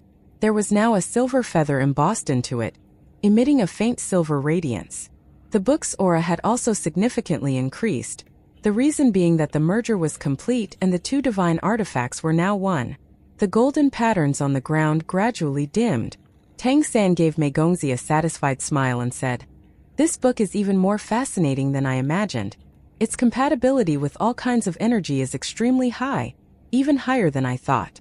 Despite absorbing so much of my divine energy, it still isn't enough. I'll need to continue nurturing it. The celestial plume is now part of it, and in the future, this book will partially possess the abilities of the celestial plume. It will take some time to finish refining it, but it will be an incredible asset for humanity in the future." Tang San was very pleased with the fusion. The result was even better than he had anticipated. Naturally, this good fortune brightened his mood considerably. Moreover, the impact it had on the ancestral court envoys was more than sufficient. Even an emperor wouldn't have made such a spectacle. After all, even an emperor couldn't fuse two divine artifacts the way Tang San had. The divine energy of a true god was required for this. The advantages of being a god were becoming more and more apparent as his divine consciousness continued to improve. Mei Gongzi came to his side, curiously eyeing the thick book. "So what new abilities does it have now?" Tang San smiled and said, "Prophecy. I weakened the celestial plume's original ability to peer directly into the future and transformed it into the power of prophecy. The prophecies it makes will carry a certain degree of uncertainty, and they will be more vague, but the chances of backlash will be much lower and the backlash itself won't be as severe. There will still be some side effects, but at least it won't be as terrifying as directly burning the user's life essence." "So has this book become a book of prophecies?" Tang San shook his head. "No, prophecy will only be part of its abilities. I plan to add other powers to it, so I prefer to call it the Book of All Laws. Mei Gongxi's eyes gleamed brightly. The Book of All Laws, huh? Tang San nodded with a smile. It will have a significant impact on humanity's future. Just wait and see. As long as I have enough time, I'll definitely succeed. As the phenomenon gradually faded, the sky returned to normal. The peacock demons hovering above the city lord's mansion descended and disappeared back into the mansion. Without a doubt, after the recent events, the various clans within Kali City would feel far greater reverence for the peacock demon clan and the city lord. This auspicious phenomenon covering the entire city seemed to be a sign that the prosperity of the peacock demon clan was about to increase once more. The envoys from the ancestral court were both shaken and confused. They genuinely didn't know what exactly had happened, though they had their theories. They had deeply imprinted these events in their minds, knowing they were to report everything in painstaking detail to the ancestral court. An hour after the phenomenon passed, the two ancestral court envoys were summoned by Luo Qingzhu. Grand Elder, what just happened? Why did such a massive phenomenon occur? Asked the behemoth Great Demon King in a deep voice. Luo Qingzhu calmly replied, the clan leader has fully merged with our clan's ancestral divine artifact, the celestial plume, causing the artifact to evolve and in turn push the clan leader's cultivation higher. After completing the fusion, the clan leader sent me a message, asking you to convey to the ancestral court that Kali City will firmly carry out the orders it has been given. However, the clan leader has just broken through and needs time to stabilize her cultivation. She estimates that this will take about 6 months. In the meantime, the ancestral court can deliver the message so that all interested parties can make preparations. Our clan leader will only marry the strongest individual of the same level in this era. 6 months from now, on the eastern shores, there will be a tournament to determine her husband. The final winner will become the husband of the Peacock Demon Clan's leader. She wasn't asking for an extension, but merely telling them that there would be an extension. Normally, this would have been unacceptable, but the two envoys, both powerful great demon kings in their own right, understood how critical such moments of enlightenment were for someone at their level. Therefore, they didn't question it and immediately chose to return to the ancestral court to report. A combat tournament where the prize was the hand of a major city's lord would certainly require ample preparation, and news about it would undoubtedly spread across the entire demon continent. By then, who knows how many powerful individuals would consider themselves worthy and come to compete. For the ancestral court, this was undoubtedly a major event. They're gone. It worked, Mei Gongxi informed Tang San as soon as she received the news. By now, the Book of All Laws in front of Tang San had stabilized. All he needed to do now was keep nurturing it with divine energy and imbue it with new abilities as needed. Tang San smiled and said, in these 6 months we need to improve quite a lot. Luckily, I found an opportunity overseas. When I return, I should be able to establish a preliminary cultivation system for humanity, as well as a way to trigger the awakening of innate abilities. Meanwhile, your task is to keep cultivating. I'll help you enhance the power of the immortal flame phoenix bloodline. But you should focus your efforts on the other two as well. When you ascend in the future, we'll give them a big surprise. 6 months is not a terribly long time, but in that time, I'll help you reach the peak of the 11th order. By then, no matter who the opponent is, we won't need to fear them.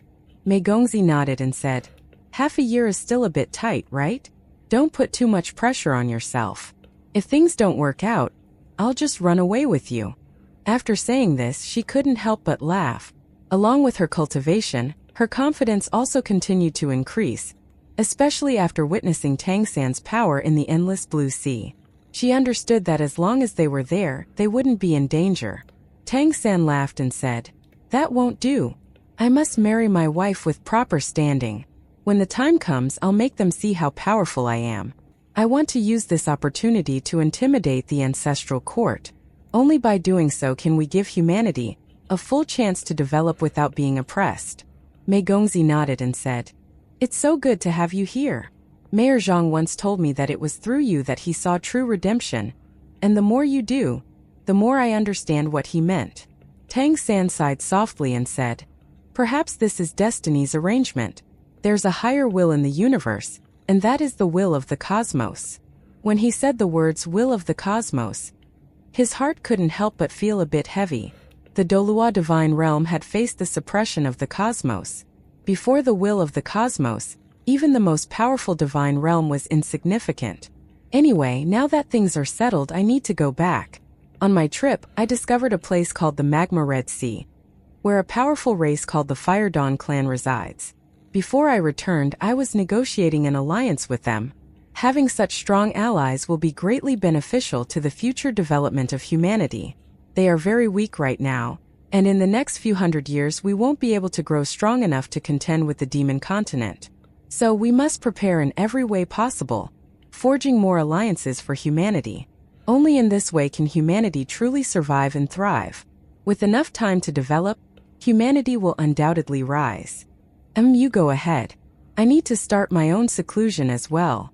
Recently I've gained quite a bit of insight. Strengthening divine consciousness is really important. It allows me to sense so much more.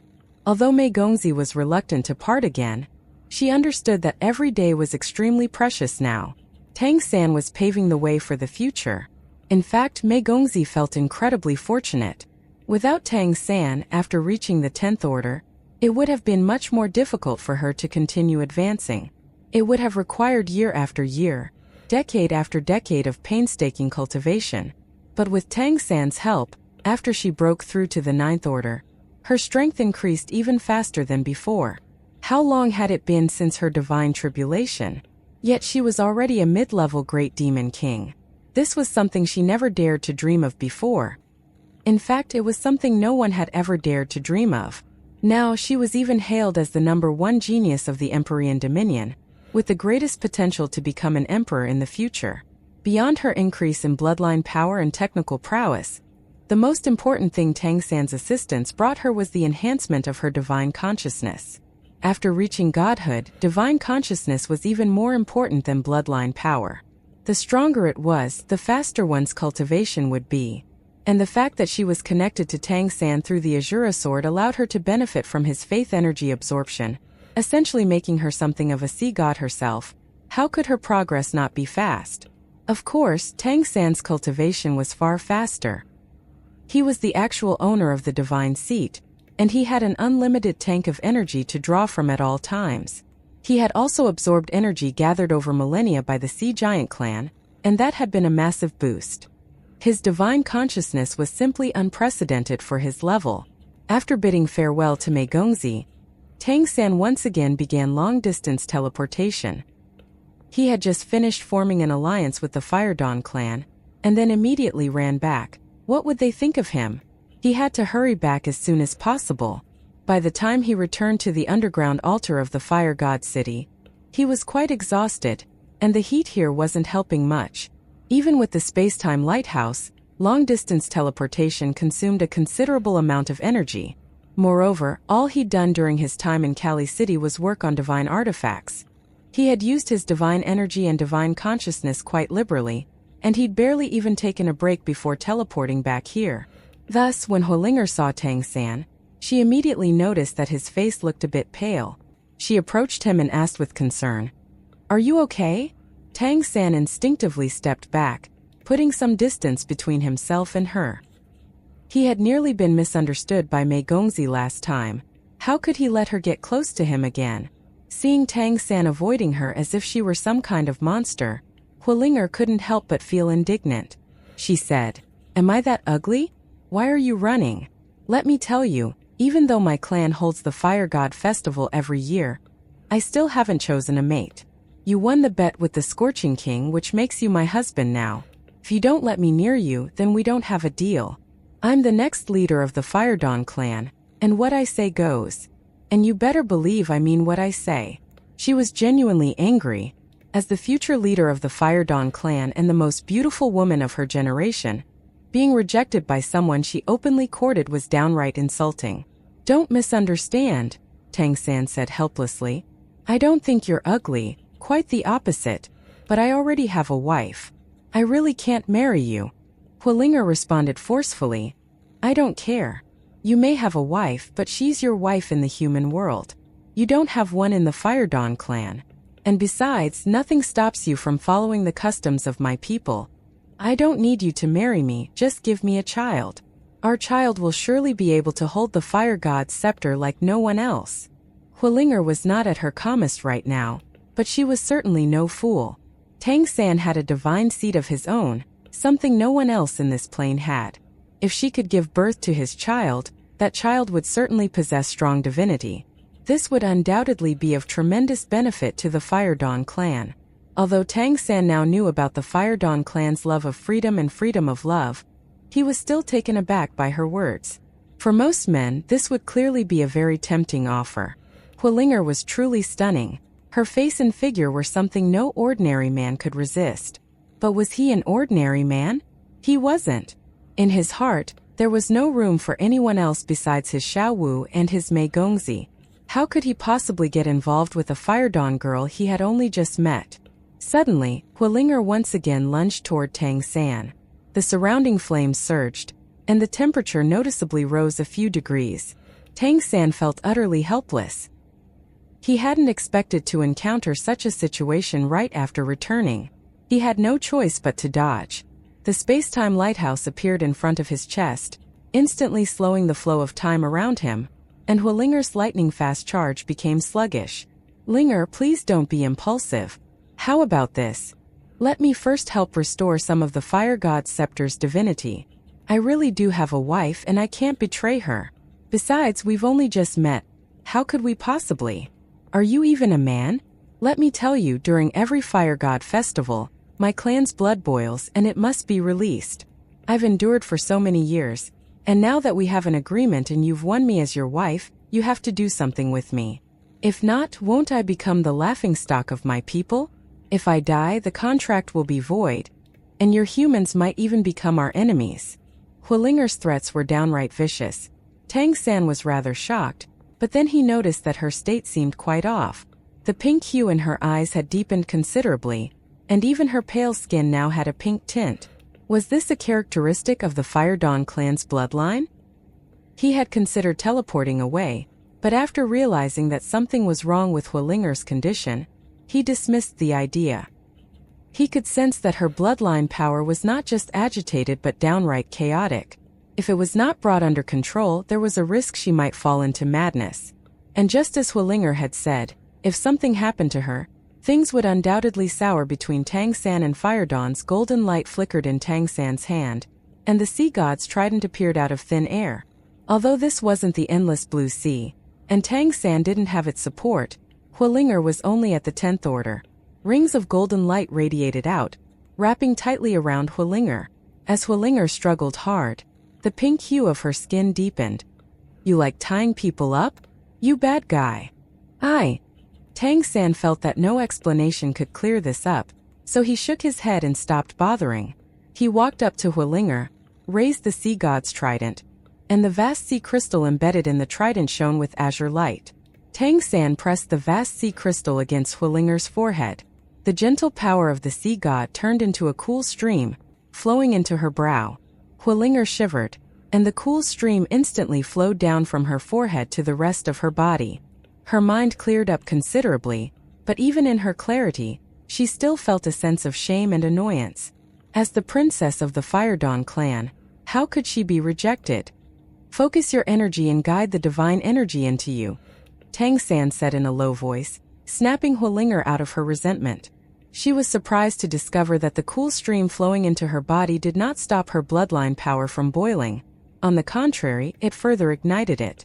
However, this burning was slow and controlled, and most importantly, the cool sensation was also nourishing her divine consciousness. Though she felt some frustration, she understood that what Tang San was doing was clearly beneficial for her. She thus pulled herself together and started to take control, drawing in this nourishing energy. Tang San felt rather helpless about her attitude, but he had no fault in this and neither could he do anything about it. He turned and glanced at the fire god's scepter, which was not far away, and light flashed in his eyes. With a wave of his hand, the divine artifact flew toward him. Just as Huquan had said, to activate the power of the fire god's scepter, the bloodline power of the clan leader was necessary. At this moment, Tang San was using his own power to help Huilinger stimulate her bloodline and elevate her cultivation. and the two of them were practically connected. The Scorching King's plan had been to use the natural connection between a man and a woman to harness Huolinger's bloodline power and connect to the scepter, but Tang San was using his life-bound divine artifact to do that instead. The Fire God's scepter, awakened by Tang San's aura and the harmonious relationship established between them thanks to the rainbow skyfire liquid, naturally began to radiate its own aura. Tang San's divine energy flowed, circling around the Fire God's scepter, stabilizing its power. At the same time, Tang San himself was also nourished by the Fire God's divinity, causing his divine consciousness to become even more refined, while also stimulating the evolution of his immortal flame phoenix bloodline.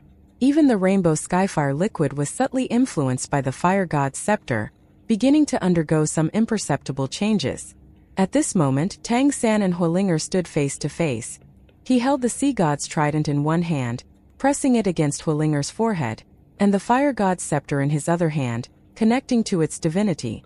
It was a rather strange posture. An hour later, Huoquan also returned to the underground hall, and he couldn't help but be startled by the scene before him. He had already tacitly approved of the relationship between Huolinger and Tang San. The latter's powerful divinity and true divine seat were immensely attractive to the Fire Dawn clan. Seeing Tang San and Huolinger standing in this manner startled him at first, but then he quickly sensed the energy of the Fire God's scepter. It was actually increasing, and Huolinger also seemed to be improving. Huoquan didn't act recklessly and try to interfere. Instead, he carefully observed the energy exchange between them and gradually understood what Tang San was doing. This man was genuinely helping the Fire Dawn clan, and he was doing so at great personal cost. A sense of gratitude began to rise in Huoquan's heart. To him, the pure fire energy that Tang San was drawing from the Fire God's scepter was nothing but a drop in the ocean. The Fire Dawn clan lacked everything but fire energy. By contrast, what Tang San brought to the clan was something entirely different. Huolinger was already the top genius of the Fire Dawn clan, but after reaching the 10th order, she could only improve through slow and steady accumulation.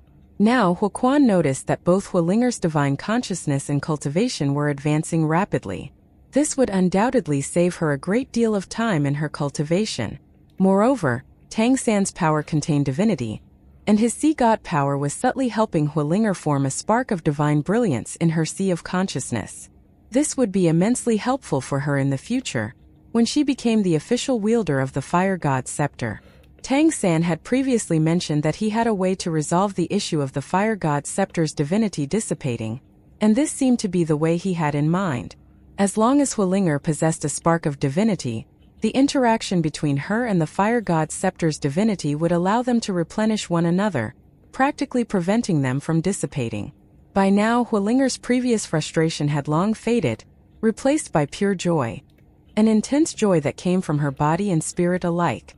The Fire Dawn clan had one of the most intense and extreme fire attribute bloodlines, much like the scorching sunflowers. This was why they experienced bloodline power eruptions every year. Meanwhile, although Tang San's sea god power wasn't purely water elemental, it could fully manifest water's gentleness. A water attribute bloodline might have clashed with her fire attribute one, but this did not hold true on the level of divine consciousness. Instead, his divine consciousness was like a cool stream soothing and nurturing her fiery spirit, and this allowed her bloodline power to be brought under control. Huolinger had never experienced such a pleasant sensation in her entire life. At this moment, her entire body felt soft and limp, bound by indescribable relaxation. She was quivering slightly, and the pleasure was so intense that it felt as if her entire being was ascending to heaven. Tang San had long seen the flaw of the Fire Dawn clan's power. Without a true god to take control of the clan's faith energy, and use a divine blessing to regulate their bloodline power in exchange, Fire Dawn's power was simply too intense for them to control. This caused instability in their divine consciousness as well, and only by relying on the Fire God's scepter could they hope to break through to the 11th order. Otherwise, they would remain stuck at the 10th order. Not only that, but they would also have shorter lifespans compared to normal 10th order beings. What Tang San was doing for Huolinger now was essentially balancing the properties of her divine consciousness, which in turn impacted her body. Moreover, the energy he infused into her also contained a minute trace of chaos energy. Tang San had achieved the fusion of ultimate yin and yang, and his understanding of these principles was beyond that of any other being in this plane. His Chaos Blue-Silver Emperor had already ascended to the 11th order, and it was the perfect tool to help adjust Hualinger's pure yang power. She wouldn't break through immediately, but thanks to Tang San's help, even without the Fire God's scepter, she would eventually break through to the 11th order smoothly and effortlessly. Moreover, her lifespan would be greatly extended. Unfortunately, Tang San's chaos energy was limited, so he had no way to repeat this treatment for every single Fire Dawn. To truly solve the clan's fundamental problem, they would need a true fire god. The process lasted for a full 3 hours, and by the time it ended, Hualinger had already collapsed on the ground, fast asleep. The fire god's scepter floated above her, emitting a soft glow that subtly harmonized with her aura. Tang San sat cross-legged in front of her, silently meditating to recover his energy. At the same time, he absorbed the pure fire energy of the fire god's scepter to enhance his immortal flame phoenix bloodline and further nurture his Chaos Blue-Silver Emperor. Huaquan personally stood guard at the door. He seemed calm on the outside, but his emotions could hardly be more feverish. After 3 hours, the divinity of the fire god's scepter had not only stabilized but increased, and by an entire 30%. This was unprecedented in the history of the Fire Dawn clan. The clan leader now truly admired and respected Tang San from the bottom of his heart. Indeed, Tang San had produced a spark of divinity within Hualinger, using his own divine energy to guide the divinity of the fire god's scepter. Although this was not a divine seat, it had incredible use. When Hualinger used the fire god's scepter in the future, this spark would form a self-sustaining cycle with the scepter, greatly reducing the scepter's consumption of divinity. Furthermore, with this spark of divinity, when the plane evolved in the future, Hualinger would have the possibility of forming her own divine seat and actually become a fire god herself. It could be said that Tang San had quite literally paved a path to the heavens for her. Even Huaquan couldn't fully comprehend everything, but he could sense Tang San's immense effort. This human was truly helping the Fire Dawn clan without expecting anything in return. The agreement they had entered was truly worthwhile. After meditating for another 3 hours, Tang San finally recovered somewhat. Apart from enhancing his immortal flame phoenix bloodline, this place wasn't particularly suitable for his cultivation. Staying here for longer periods would be a waste of time. Under the nourishment of the fire god's scepter, the immortal flame phoenix bloodline imprint steadily advanced to the 11th order and even acquired a trace of the fire god's divinity, further enhancing Tang San's overall strength. When he opened his eyes, Huaquan's gaze was fixed on him. Huaquan stood and bowed respectfully to Tang San. "Your Majesty, you're awake. Thank you for your hard work." Tang San smiled slightly and said, "I only hope that your clan and my people can watch over and support each other in the future, as per the agreement we have. It is an honor for the Fire Dawn clan to collaborate with you. We will certainly keep our promise," Huaquan said solemnly. Tang San glanced in Hualinger's direction and said, "I've created a spark of divinity for Linger by using the fire god's divinity and reinforcing it with mine. This will make the fire god's scepter perceive her as the fire god to an extent. If you're willing, you should have her take control of the scepter as soon as possible. This way she could potentially advance to the emperor level in the future. The scepter's divinity is now fully stable, and with her wielding the scepter, it should no longer dissipate like it did before. This will also benefit your entire clan." "That's wonderful.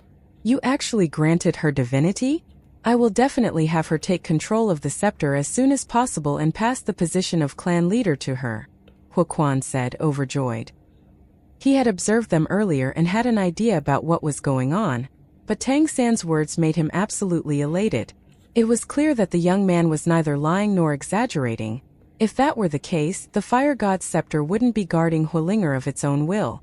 The fact that it did showed that she was now the true wielder of the scepter. Tang San said, "It will take some time for Linger to absorb the divinity fully. I estimate it will take between 3 to 7 days. Don't disturb her. Let her complete the absorption.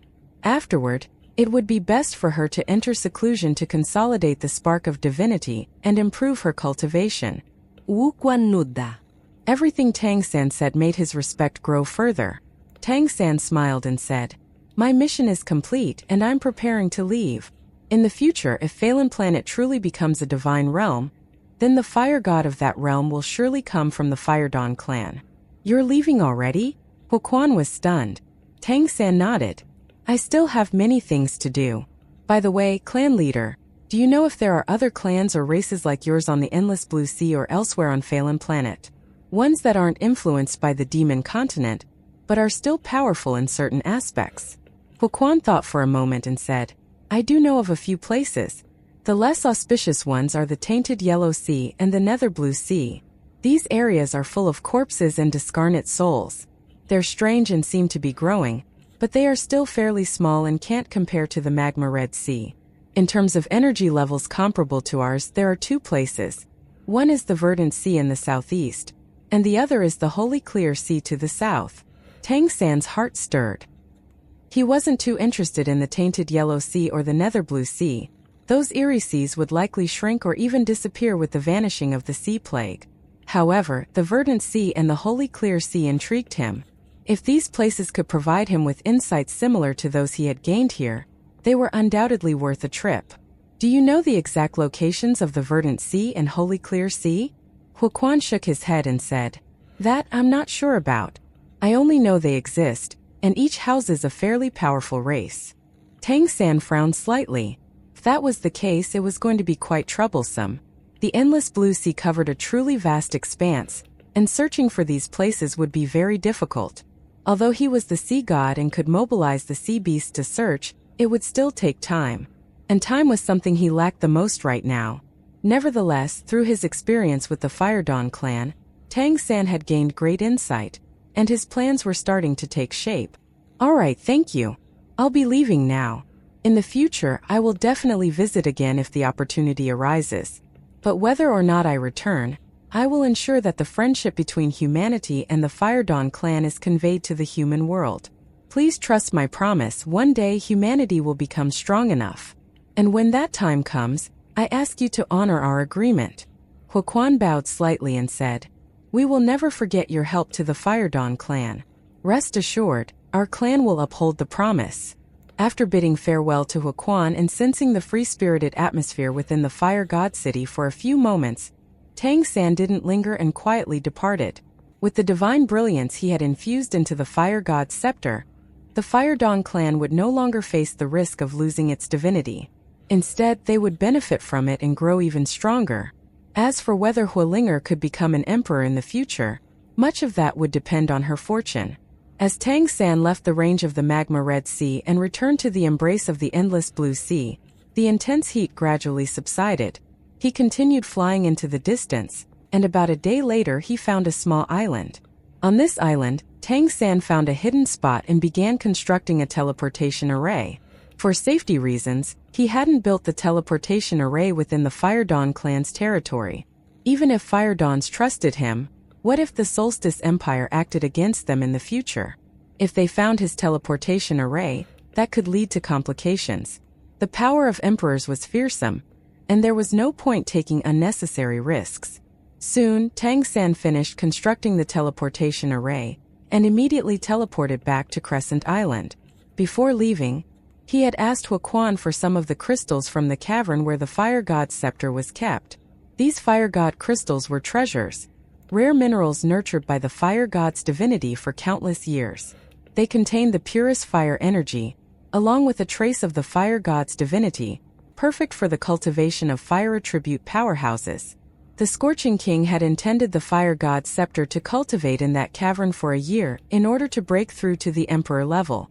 This showed just how precious the resources in that cavern were. The Scorching Sunflower clan was willing to trade 2 Emperor seeds for them after all. Though their interest might have been in the Fire God's scepter itself, offering something of that level proved how valuable the fire energy in that cavern was. Since Tang San had enhanced the Fire God's scepter's divinity, Huoquan had no problem digging into his pockets and giving Tang San a substantial amount of Fire God crystals. Tang San returned to Crescent Island to give these Fire God crystals to Mei Gongzi, so she could use them to cultivate her own Immortal Flame Phoenix bloodline. The Immortal Flame Phoenix bloodline, though acquired later, was undoubtedly stronger than both the Peacock Demon and the White Tiger bloodlines. Moreover, It possessed the powerful ability of Nirvana rebirth, making it the best safeguard for Mei Gongzi's safety.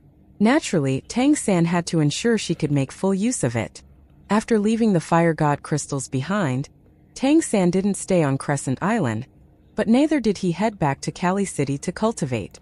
Instead, he teleported back to the small island and continued flying in the direction indicated by Huaquan. His plan was to land on the other side of the Demon Continent and enter the Solstice Empire. The future development of humanity required vast resources, and no matter what kind of cultivation talent one had, the most indispensable resource was life energy. Tang San had already verified in the Golden Valley how effective the life energy produced by the golden trees was. His main goal in entering the Solstice Empire was to find some fully grown golden trees with high cultivation and take them to the Sky Tree realm. He had never entered the territory of the Solstice Empire before, so he would take this opportunity to search for some resources within the empire. As for his cultivation, he wasn't in a rush.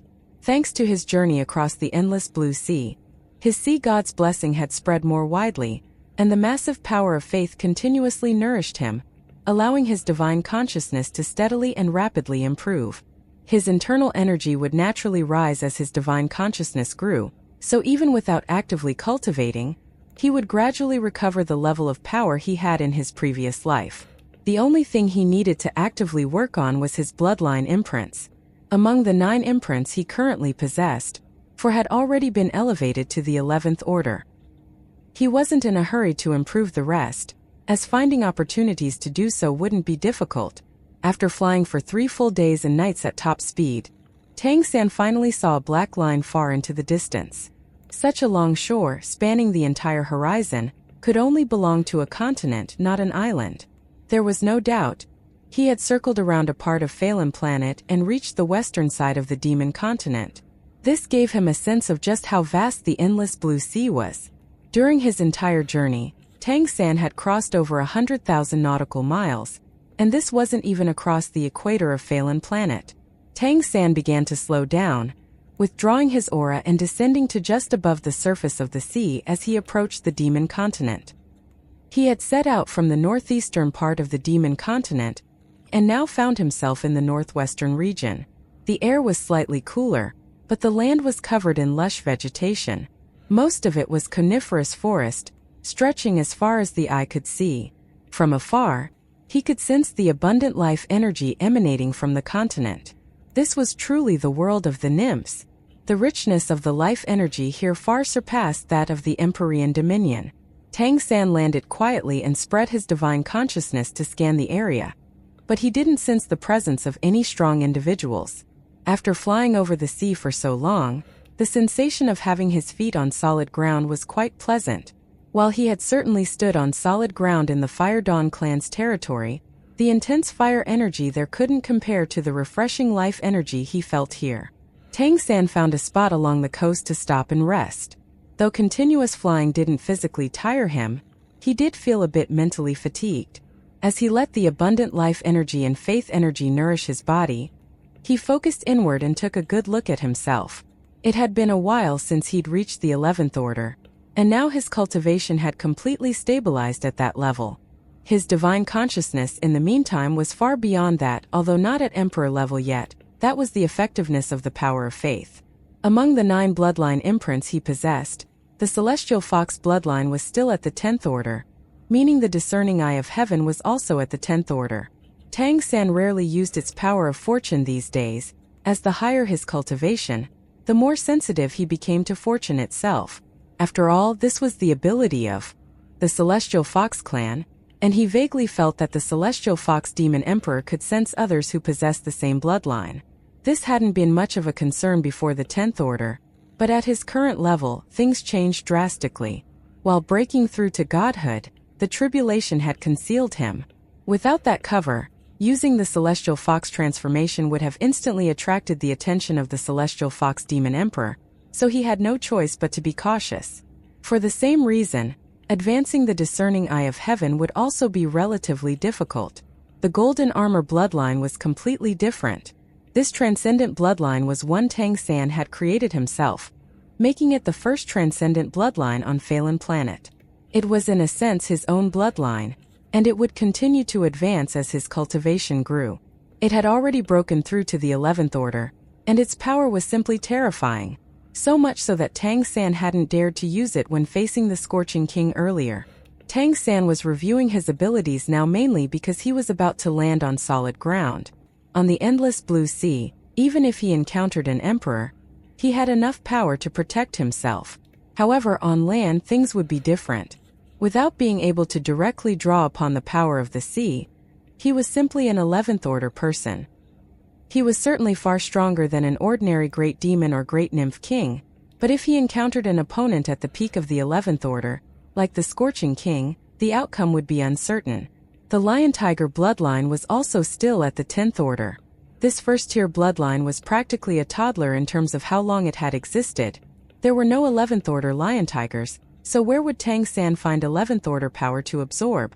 Although it would gradually improve through the nourishment of his divine consciousness, the progress was slow. The Dragon Rock bloodline was also still at the 10th order. To continue improving this fused bloodline, Tang San needed to find powerful members of the Wind Dragon clan or the Golden Rock clan. So for the time being, this would have to wait. Meanwhile, the Peacock Demon bloodline had already reached the 11th order, which was of course natural. Absorbing the power of a great demon king from the Peacock Demon clan wasn't difficult, especially since Mei Gongzi herself was at the 11th order. The Immortal Flame Phoenix bloodline had also advanced to the 11th order through his cultivation in the Fire Dawn clan, which was an unexpected boon. This bloodline was incredibly powerful, and its Nirvana rebirth ability was a great ace up Tang San's sleeve. Since he had not recovered his old cultivation yet, this ability could well end up saving his life if he stumbled upon an emperor. The Chrono Croc bloodline was still at the 10th order as well, but it had an advantage compared to the others. He didn't need to absorb Chrono Crocodile bloodline power to improve it. Since it was connected to the Spacetime Lighthouse, it continuously refined this divine artifact, and at the same time the Spacetime Lighthouse purified and strengthened the bloodline. In fact, it had already reached the peak of the 10th order, and would soon break into the 11th. Though classified as a second-tier bloodline because no emperors had emerged from among the Chrono Crocodiles, in reality, it was an extremely powerful bloodline, every bit the equal of the average first-tier one, and even more powerful in Tang San's hands than even its original owners. As for Crystalline, he couldn't use her power of his own will anyway, and at some point she had fallen into a deep sleep again. However, Tang San could clearly sense that she had been advancing alongside him, and she had taken a liking to the faith energy he absorbed. At the same time, he no longer felt the need to guard against Crystalline as he once had. The reason was simple. She had given up on separating from Tang San and gaining a physical form, so she and Tang San were now in the same boat. If he perished, she would have no host, and she was bound to die sooner rather than later. Moreover, after all that she had witnessed, she wouldn't leave even if he asked her to. She had complete trust that he was able to do what he had said he would do and intended to rely on him and leave with him for his divine realm. Whether she was currently at the 10th or 11th order, Tang San wasn't sure. However, he was certain that if he ever found himself in danger, she would immediately awaken. And finally, there was the most important of his 9 bloodlines, the Chaos Blue Silver Emperor.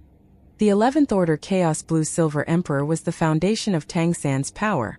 The trace of chaos energy within it constantly nourished every aspect of him, so even without absorbing the high-level energies of other bloodline imprints, he could still enhance them through his divine consciousness and the chaos energy. That's why Tang San wasn't in a rush to seek out stronger bloodlines. The yin-yang energy associated with the Chaos Blue Silver Emperor was something Tang San hadn't used in any of his recent battles, because it was just too risky. The ultimate yin and yang were abilities of the sun-nurtured Sunborn Nymph Emperor and the Earth-suppressor Earthshade Nymph Emperor, the very essence of the Scorching Sunflowers and Nethermoon Flower clans. Even the 2 emperors themselves believed this fusion was impossible, yet Tang San had succeeded, cultivating it into a unique and powerful transcendent bloodline. If this were discovered, the Solstice Empire would stop at nothing to capture him and dissect him for research. The Solstice Empire had 7 powerful emperors. Tang San didn't believe he could afford to provoke so many powerhouses at once. As a result, he kept the Chaos Blue Silver Emperor's power hidden and almost never used the yin-yang energy. unless he could be sure that no one would discover it. As he began meditating, a glowing wheel appeared behind him. The chaos blue-silver emperor in the center emitted a faint blue radiance, with intertwining black and white energies swirling within. At the core, a single drop of chaos energy radiated a strange energy fluctuation, isolating his aura from the outside world.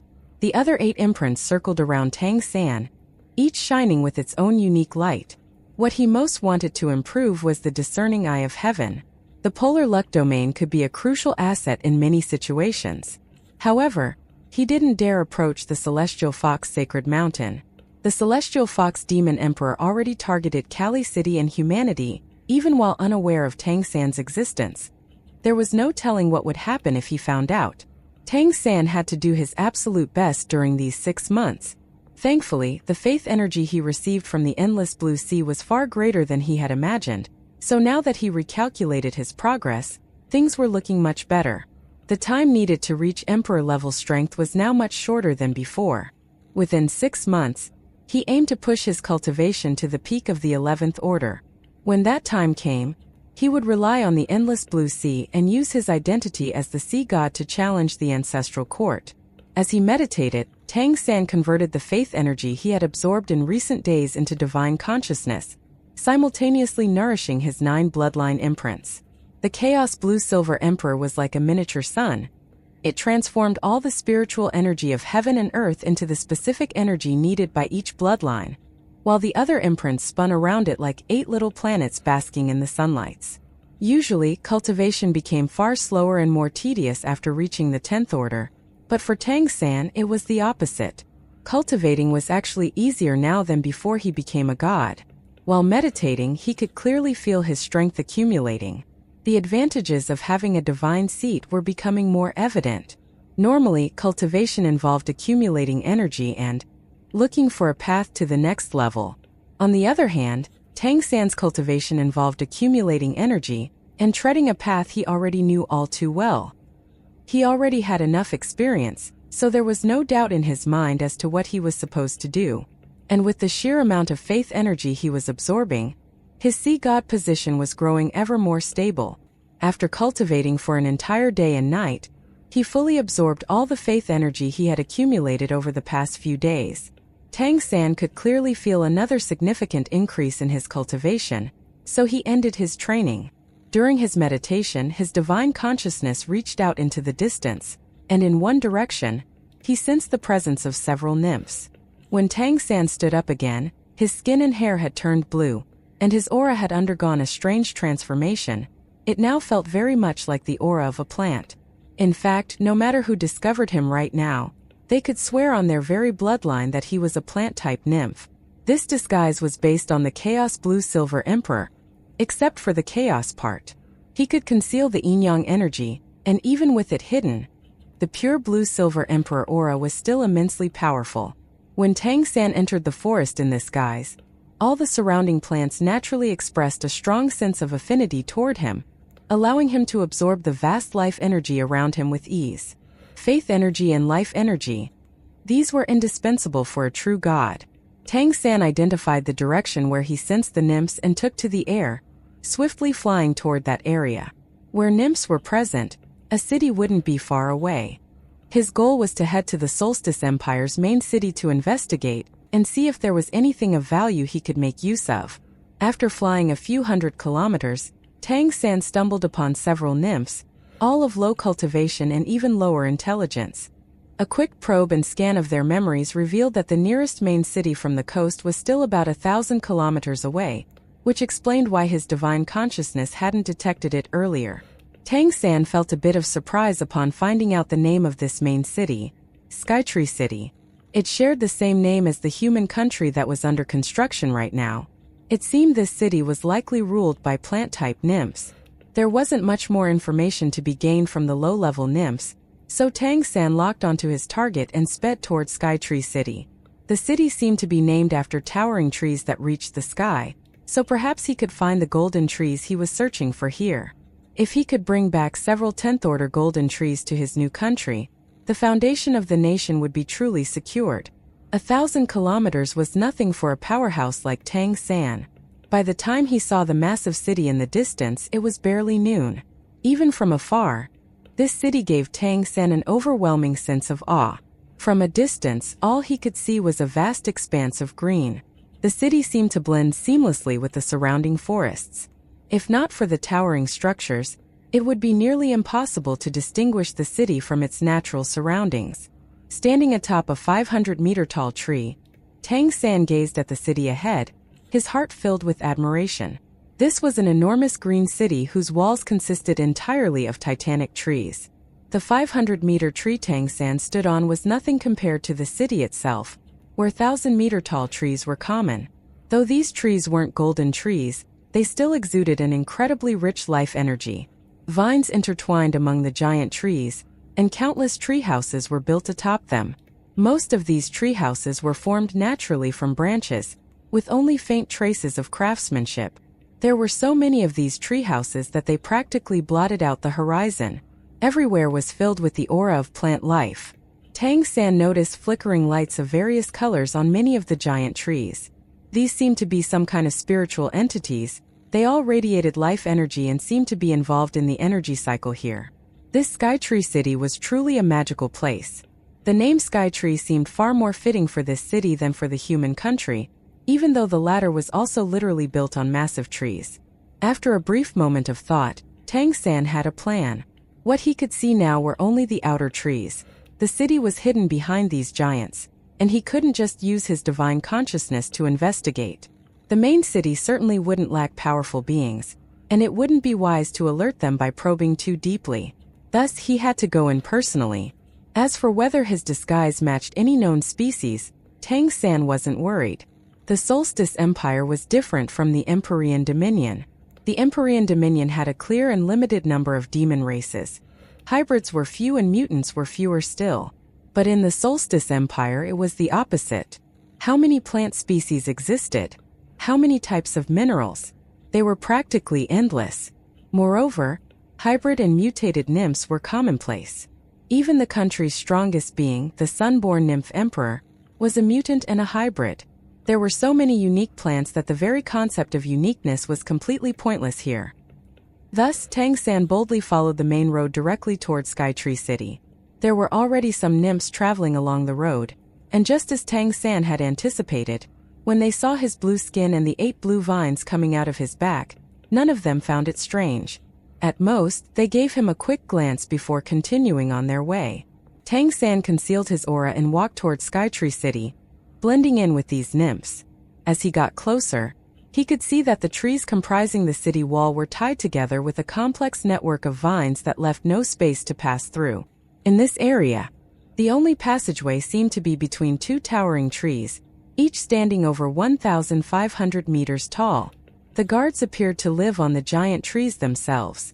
As Tang San queued to enter the city, he noticed guards sliding down from the trees to switch shifts with those already stationed on the ground. The guards were all plant-type beings. Based on Tang San's knowledge of plants, these guardians appeared to be trees that had gained sentience. Their entire skin or bark rather was dark brown, their bodies cylindrical with long limbs, and their forearms adorned with sharp spikes. Their heads were pointed, giving off a faintly sharp aura. What kind of tree were these? Tang San still lacked a deep understanding of the Solstice Empire. During his time at Redemption Academy, most of his studies had focused on the demon races. High-level demons could often transform into forms nigh indistinguishable from humans. The more powerful they were, the more human they appeared. Meanwhile, the vast majority of nymphs were entirely different from humans, and even the stronger ones that could transform still displayed some visible non-human characteristics. As a result, most of the Redemption Society's activities were concentrated in the Empyrean Dominion. Tang San didn't give much thought to these unknown nymph guards. From what he sensed, most of them were at the 3rd order, with the guard leader being at the 4th order. They didn't seem particularly strong, but they appeared rather tough and sturdy. The nymphs queuing up to enter the city had to pay a fee. Tang San noticed that most of them offered energy-charged minerals or medicinal herbs rather than a common currency, as was typical in the Empyrean Dominion. This alone made it clear that the Solstice Empire was somewhat behind the Empyrean Dominion in terms of development. Soon it was Tang San's turn. But just as he was about to pull out an ordinary energy stone to pass through, the guard's behavior suddenly changed. All the guards fixed their gaze on Tang San, first stunned, then simultaneously straightened their posture and raised their spike-like arms above their heads. "Greetings, my lord," they said in unison, leaving Tang San equally stunned. The nymphs behind Tang San were immediately taken aback. They quickly raised their own arms, or at least whatever appendages they had that seemed vaguely similar to arms. Tang San, with his vast experience, although surprised, quickly reacted. He simply let out a cold snort and strode confidently into the city. There could be only one reason for such a reaction, given that his aura was restrained and they had no way of knowing he was at the 11th order. There were some beings that looked like him in the city, and they were well respected. It seemed that this disguise of his held considerable status. Sure enough, the guards watched Tang San enter the city with their arms still raised in salute, without any sign of stopping him. Upon stepping into Skytree City, Tang San's first impression was one of comfort. The life energy in this city was not only incredibly rich, but it also had a vibrant, flourishing quality, youthful vitality. As he absorbed this life energy, Tang San could feel his life force rapidly rising. His divine consciousness drew the vast energy into his body, nourishing his physique and bloodline imprints. Though the effect on his cultivation was not anything dramatic, this nourishment undoubtedly provided ongoing benefits to his physical well-being. After passing through the gate, 100-meter-wide street stretched before him, flanked by giant trees. While these trees weren't as massive as those outside the city, their canopies still covered the entire street. Under the midday sun, light filtered through the green leaves, casting a jade-green glow over the road. A truly extraordinary sight. What a beautiful place! Tang San couldn't help but quietly admire the city as he continued walking forward. The guards recognized the form he had taken, but it seemed that the ordinary nymphs in the city didn't. Once he was inside the city, no one paid him much attention. Tang San was happy with this and proceeded deeper into the city. After walking several kilometers down the tree-lined avenue, countless wooden houses came into view. Most of these houses were supported by trees, and many were built on or even carved into trees. The tallest trees were on the outskirts, forming a natural barrier, while the trees inside were not as massive but came in a bewildering variety. Many of the tree species were ones Tang San couldn't have even imagined before coming here, let alone known. The nymphs here were almost invariably plants, with a wide range of types and varying auras. However, there didn't seem to be many powerful ones. Most were only around the 7th or 8th order. Based on what he saw, Tang San understood that for the Solstice Empire, this Skytree City likely held a similar status to that of Kali City in the Empyrean Dominion. That worked in his favor. Fewer powerful beings meant fewer threats. Even if there was an emperor supporting this city, it was not necessarily here all the time. Emperors were often in the ancestral court. At any rate, he needed to find a way to gather information about this city. With this in mind, Tang San headed toward the city center. Skytree City was vast, perhaps even larger than Kali City, but overall it was more backward. The Solstice Empire had little to worry about when it came to agriculture. After all, stimulating plant growth was incredibly easy for them. However, they were clearly lacking in industrial development. The tools here looked quite primitive, with most of them made of wood. Of course, the wood here was incredibly strong, likely close to metal in terms of durability, but it was not metal after all, and the craftsmanship left a lot to be desired. After walking through the city for over an hour, Tang San came upon a sight that left him wide-eyed. As it turned out, there was a city wall after all, an inner city wall probably. But that was entirely normal. No, what caused Tang San's jaw to drop was the fact that the wall was made of golden-colored wood, and it emitted a soft golden glow that bathed the surrounding area in a golden hue. Around the wall was a moat filled with golden water that seemed to be coming not from the ground but from the wall itself. What in the absolute hell? Tang San stood there in shock, unable to move for a while. This wall was entirely built from golden wood. Not living golden trees, but golden wood, trunks of dead golden trees that had been processed into lumber. Judging by their appearance and energy they radiated, they were at least 1,000 years old and at the 8th order or above when they were cut down to build this wall. How many golden trees must have been used to build such a massive wall? And the moat? It was filled not with water, but with life energy condensed from the golden wood wall. When life energy was plentiful enough, it transformed into this liquid, the water of life. Seeing this scene, Tang San had the urge to curse out loud. So many golden trees. If left to him to manage, the life energy they could generate would be enough to cover the entire city. Yet here they were, treated as nothing more than regular timber. There were guards stationed along the moat, the same kind as the ones at the city gate, and they didn't allow ordinary nymphs to approach. It seemed the water of life was still somewhat valued even here. The inner city? Yes, this must be the inner city. Tang San didn't approach but stood and observed from afar for a while. His heart was downright bleeding. This also gave him a new understanding of the abundant resources on Phelan Planet. The abundant resources of the Empyrean Dominion were already astonishing enough, but compared to this, the Solstice Empire's resources were even more terrifying. This was just a border city, yet they were extravagantly using goldenwood to build walls. Then how extravagant were the main cities governed by the Sunborn Nymph Emperor and the Earthshade Nymph Emperor? No wonder Tang San had heard from the Etherhorn merchant caravan in Kali City that the Solstice Empire wasn't very interested in developing commerce. They didn't need to be interested. Their own resources allowed them to live exceptionally well. Tang San suddenly had a realization. The nymphs he'd seen thus far were overall weaker in talent compared to demons, yet they were still able to produce many emperors and stand on equal footing with the demon races. This was definitely due to the sheer abundance of resources in the Solstice Empire. Meanwhile, humans were migrating overseas, building their own country, and exploiting the sea for resources, yet their lands were still far too barren. In fact, compared to this, even the entire endless blue sea could only be described as poor. No wonder so many emperors were born on the demon continent.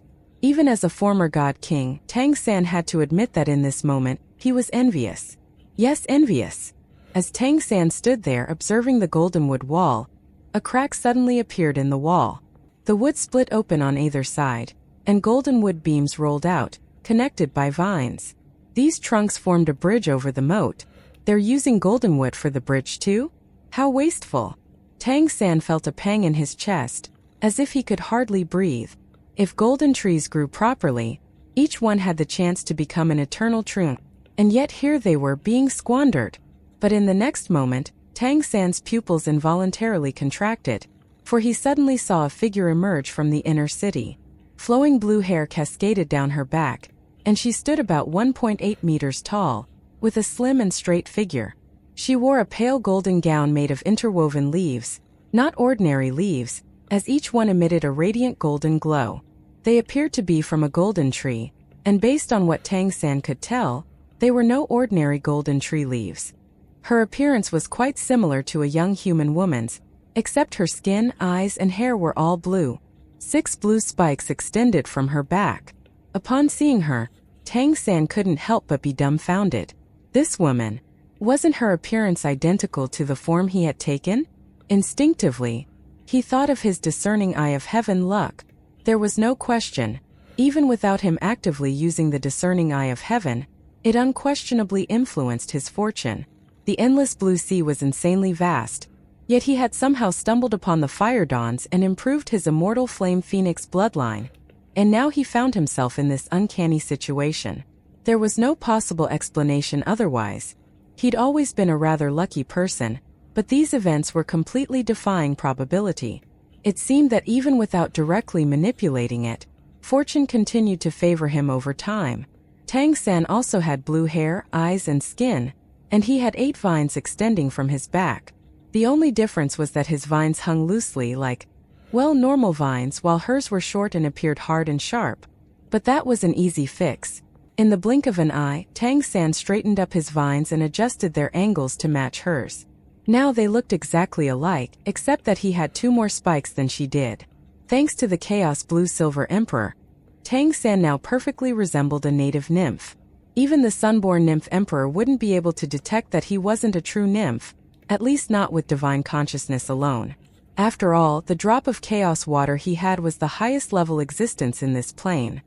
Whatever he used it for, others could only accept the inevitable outcome.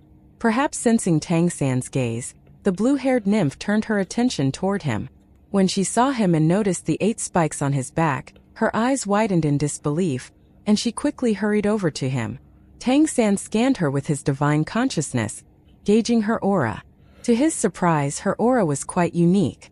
For obvious reasons, it was different from his Chaos Blue-Silver Emperor, but the life energy she exuded was exceptionally dense and abundant, as if her very being were condensed from pure life energy.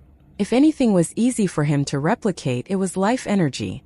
After all, the mysterious heaven technique was all about continuous regeneration and vitality. He thus started radiating life energy of his own, unnoticeably reinforced by his divinity. His aura soared, and even the spikes on his back seemed to become more translucent. The woman rushed over to Tang San, quickly sizing him up. In the next moment, she let out a sharp scream and lunged at him. The spikes on her back suddenly shot out, transforming into soft vines that stretched toward Tang San, attempting to entwine him. Tang San certainly couldn't let her vines wrap around him. From her aura, he could tell she was a 10th order powerhouse. Not knowing exactly what her abilities were, he couldn't risk close contact.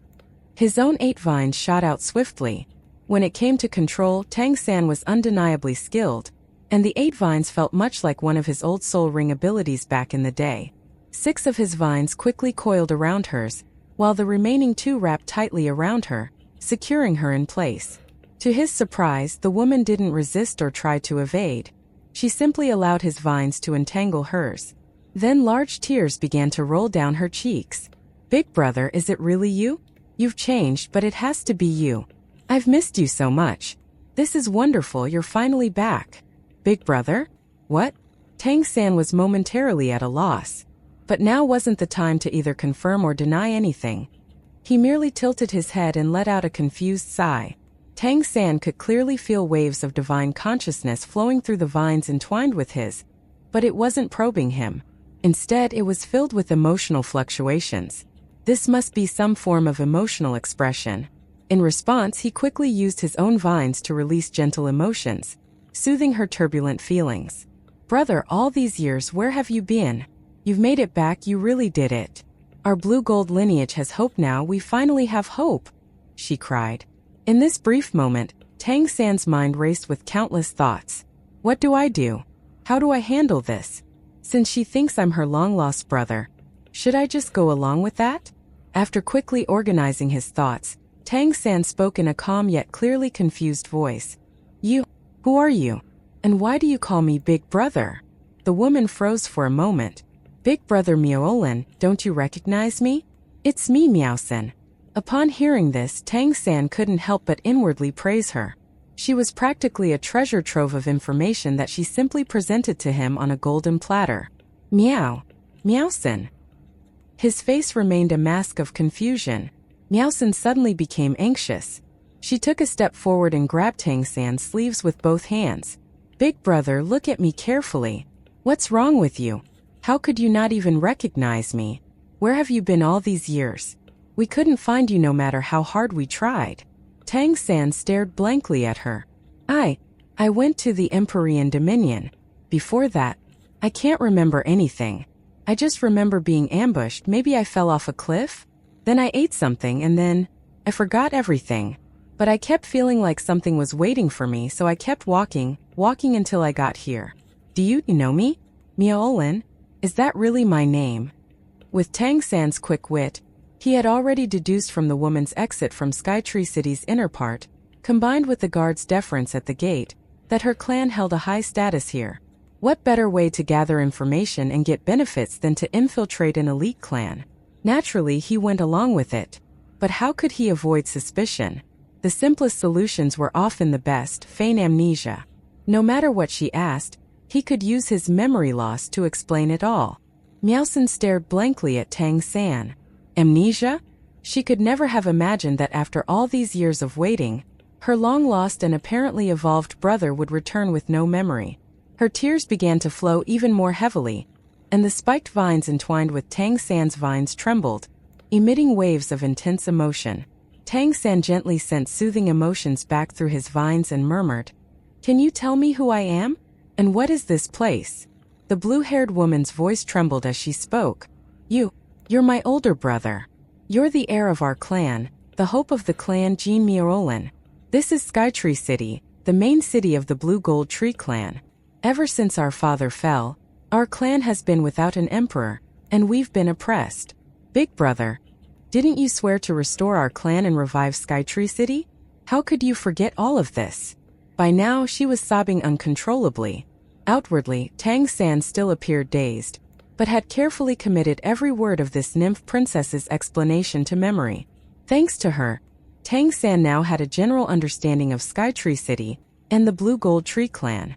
Skytree City was, just as he had expected, a remote main city, similar in status to Kali City.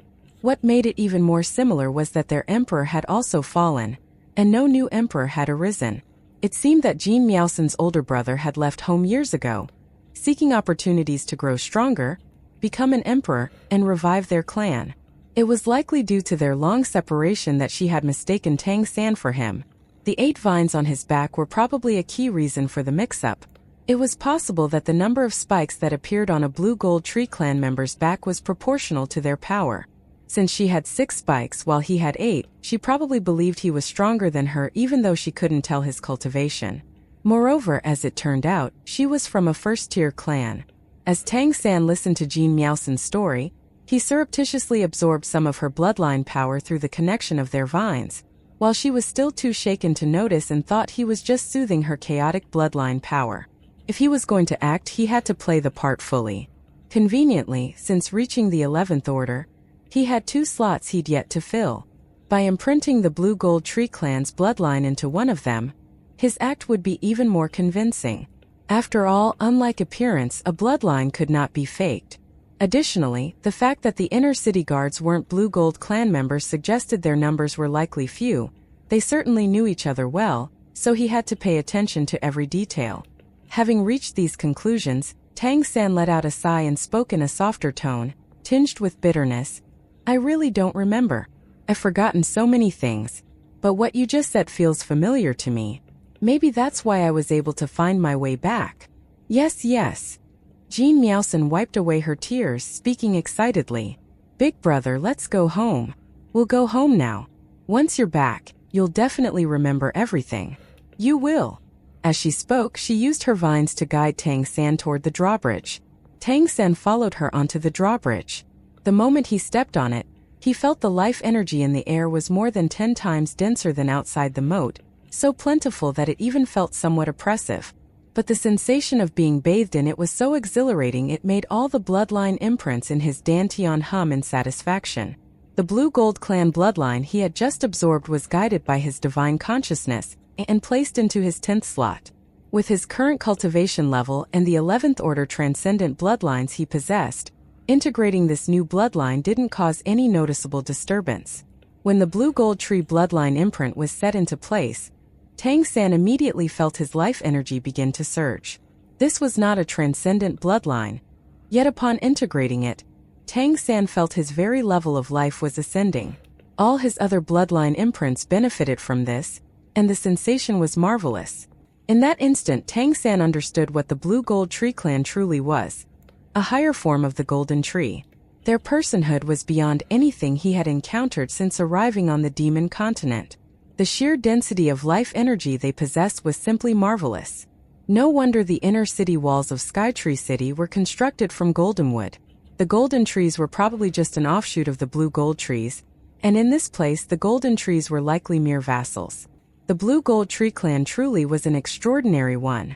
Tang San had unquestionably stumbled upon a treasure. With the life energy radiating from the Blue Gold Tree bloodline imprint, Tang San noticed that the dense life energy surrounding him no longer felt heavy. Instead, it felt just fresh and pure. Whenever the thick life energy approached him or Jean Miaosen, it was naturally filtered and absorbed. Tang San felt a slight twinge of anxiety, followed by relief. Fortunately, he had absorbed the Blue Gold Tree bloodline in time. Otherwise, his disguise would have been instantly exposed. Jean Miaosen didn't find it strange at all that he could also absorb and release life energy. In fact, she felt their connection growing even closer as they crossed the moat. Naturally, she had no way of knowing that this was because Tang San had absorbed her bloodline power and infused it with himself right before crossing. Since Jean Miaosen was at the 10th order and Tang San had more than enough energy to fuel this new imprint, His blue gold tree bloodline was also at the 10th order. As the Goldenwood Gate opened, Jin Miaosan led Tang San into the inner part of Sky Tree City. At this moment, Tang San felt a mixture of curiosity and excitement. He was growing more fond of Sky Tree City by the minute, appreciating its abundant life energy. Moreover, in this place he had no fear of danger. Jin Miaosan, this simple girl, had already mentioned that ever since their father's death, Sky Tree City had been without an emperor. A main city without an emperor posed no threat to Tang San. Even if his identity happened to be exposed, it wouldn't be a problem for him at all.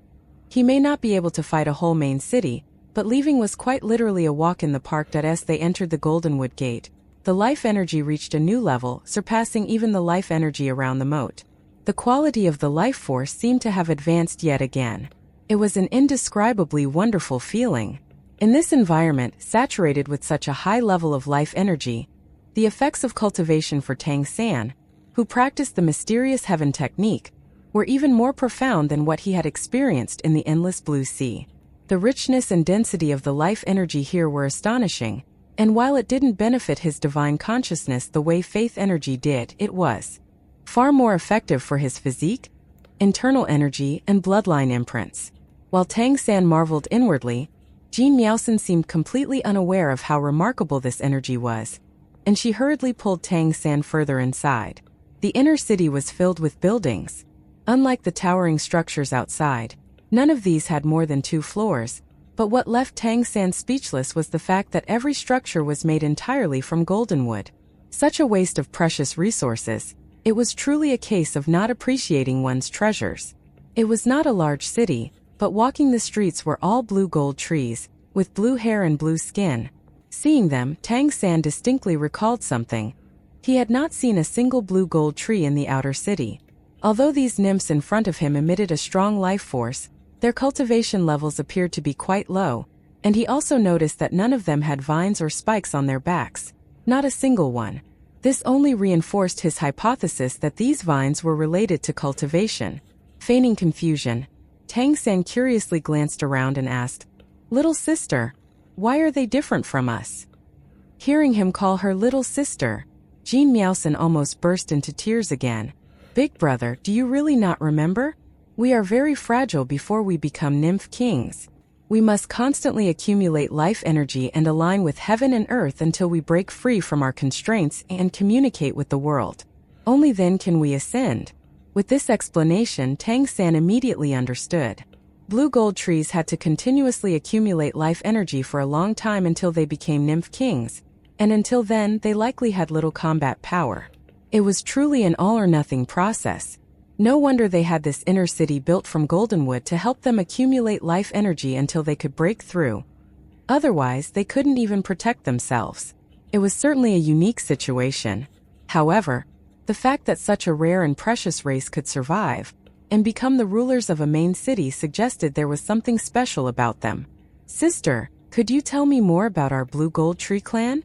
It might help me recover some of my memories," Tang San said, furrowing his brow. Yes. Jin Miaosan nodded repeatedly.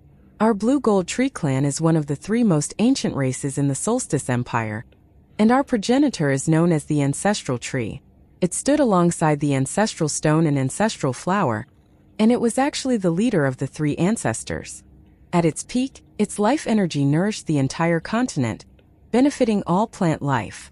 As she said this, her delicate face unconsciously glowed with pride and dignity. However, her pride quickly faded, and she continued with a sorrowful tone. "Originally, the ancestral tree should have had the longest lifespan of all beings in this world. But in order to help our clan and solve the problem of our reproduction, the ancestral tree sacrificed itself, imprinting its life force into Sky Tree City. This gave our clan its vigorous reproductive ability and the power to control life energy. But the ancestral tree itself perished. It was this sacrifice that led to our Blue Gold Tree clan becoming what it is now. The ancestral stone split into rainbow glaze, one adamant and jade, while the ancestral flower split into scorching sunflowers and netherman flowers. This marked the beginning of the Solstice Empire." "I see." Tang San remembered being taught something about ancestral demons and nymphs a few years back. "So these are the actual beings that legends talk about." Jean Miaosan continued, "The ancestral tree is the ancestor of all trees one way or another, but only we are the descendants of its direct bloodline. We reproduce through self-division, which weakens us but passes on a vast life force to the next generation. However, we need to accumulate life energy until we reach the nymph king level before we can truly have the power to protect ourselves. Our father, the blue gold nymph emperor, had such a powerful life force that his imperial title was source of life. But he mysteriously perished, and to this day, we don't know the cause of his death. We couldn't even find his body. We've always suspected other emperors devoured him, but we have no proof. At that time you had just become a nymph king, and you swore to find the culprit and vowed to become strong and restore the Blue Gold Tree clan. Over the years we've only been able to keep Skytree City thanks to the support of the Soul Capturer Nymph Emperor and the Parasol Tree Nymph Emperor. Otherwise, it would have been taken over by others long ago." By the time she finished speaking, her tone had grown bitter, and her teeth were clenched in anger. The situation for the Blue Gold Tree clan didn't seem good at all. From her account, Tang San made his own assessment. Blue gold trees were indeed unique. With such dense life force, they were undoubtedly seen as top-tier treasures by any individual, whether demon or nymph. Just devouring their life force would bring anyone a massive increase in vitality and cultivation, so it was inevitable that they would become targets. Their survival until now was likely due to having an emperor to protect them in the past. Moreover, Skytree City was born from the ancestral tree, and there was no way it didn't have its own defensive abilities. But this could not go on indefinitely. As the saying goes, having a treasure you can't protect is a crime in itself. Being a living treasure made these nymphs a natural target for predators. Tang San pondered silently as Jean Miaosan pulled him toward the center of the inner city, where he saw a magnificent tree. A truly stunning tree. This tree stood about 100 meters tall, and because of the inner city's layout, he hadn't been able to see it from the outside. Though it wasn't as tall as the 1,000-meter trees making up the outer wall, this tree was indescribably beautiful. The entire tree was a dazzling blue and gold, its massive canopy resembling a blooming blue-golden flower. Tiny blue-golden light particles continuously drifted outward from the tree, exuding a life force so profound that Tang San had only ever felt something like it in the divine realm. So when he saw this tree, his first feeling was shock. Yes, the old god king was shocked to the very core of his being. He had never seen anything like it. His blue gold tree bloodline surged wildly, and the blue golden light particles in the air naturally gravitated toward him, gathering in the blue gold tree imprint. The same thing was happening to Jean Miaosan. "Big brother, can you feel it? This is the ancestral tree's blessing. Only our family, with the bloodline of our clan's emperors, can receive this blessing." After the ancestral tree became Skytree City, it left behind its husk to watch over the city's center. Father said that as long as the ancestral tree is here, the life source of the entire demon continent is here too. Without our clan's permission, not even an emperor can set foot here. Otherwise, the ancestral tree will strip them of their life force. No one dares gamble with their life force by invading our inner city. As he listened to Jean Miaosan's proud words, cold sweat dripped down Tang San's back. How could he not understand what Jean Miaosan meant? For nymphs, this probably wasn't some big secret. It was likely also the reason why the blue gold trees had been able to continue thriving despite being natural treasures themselves. The answer was revealed in Jean Miaosan's words. Outsiders who dared to step into the inner city would have their life force stripped away, devoured by the essence left behind by the ancestral tree. This explained why there was not one single nymph on the streets here that was not a blue gold tree. In other words, if he hadn't previously absorbed Jean Miaosan's bloodline, which essentially turned him into a member of the Blue Gold Tree clan, he would have already been devoured by now. And even if the Chaos Blue Silver Emperor and his divine seat could save him, it wouldn't have been a pleasant experience. The moment he arrived and saw this towering tree, he completely believed Jean Miaosan's earlier claim that their ancestor was one of the 3 ancestors of the Solstice Empire. The aura emitted by this husk was at the Emperor level, and from the perspective of life force, it even surpassed the Crystal Demon Emperor. Faced with such a terrifying entity, even someone like Tang San couldn't guarantee his life force wouldn't be consumed.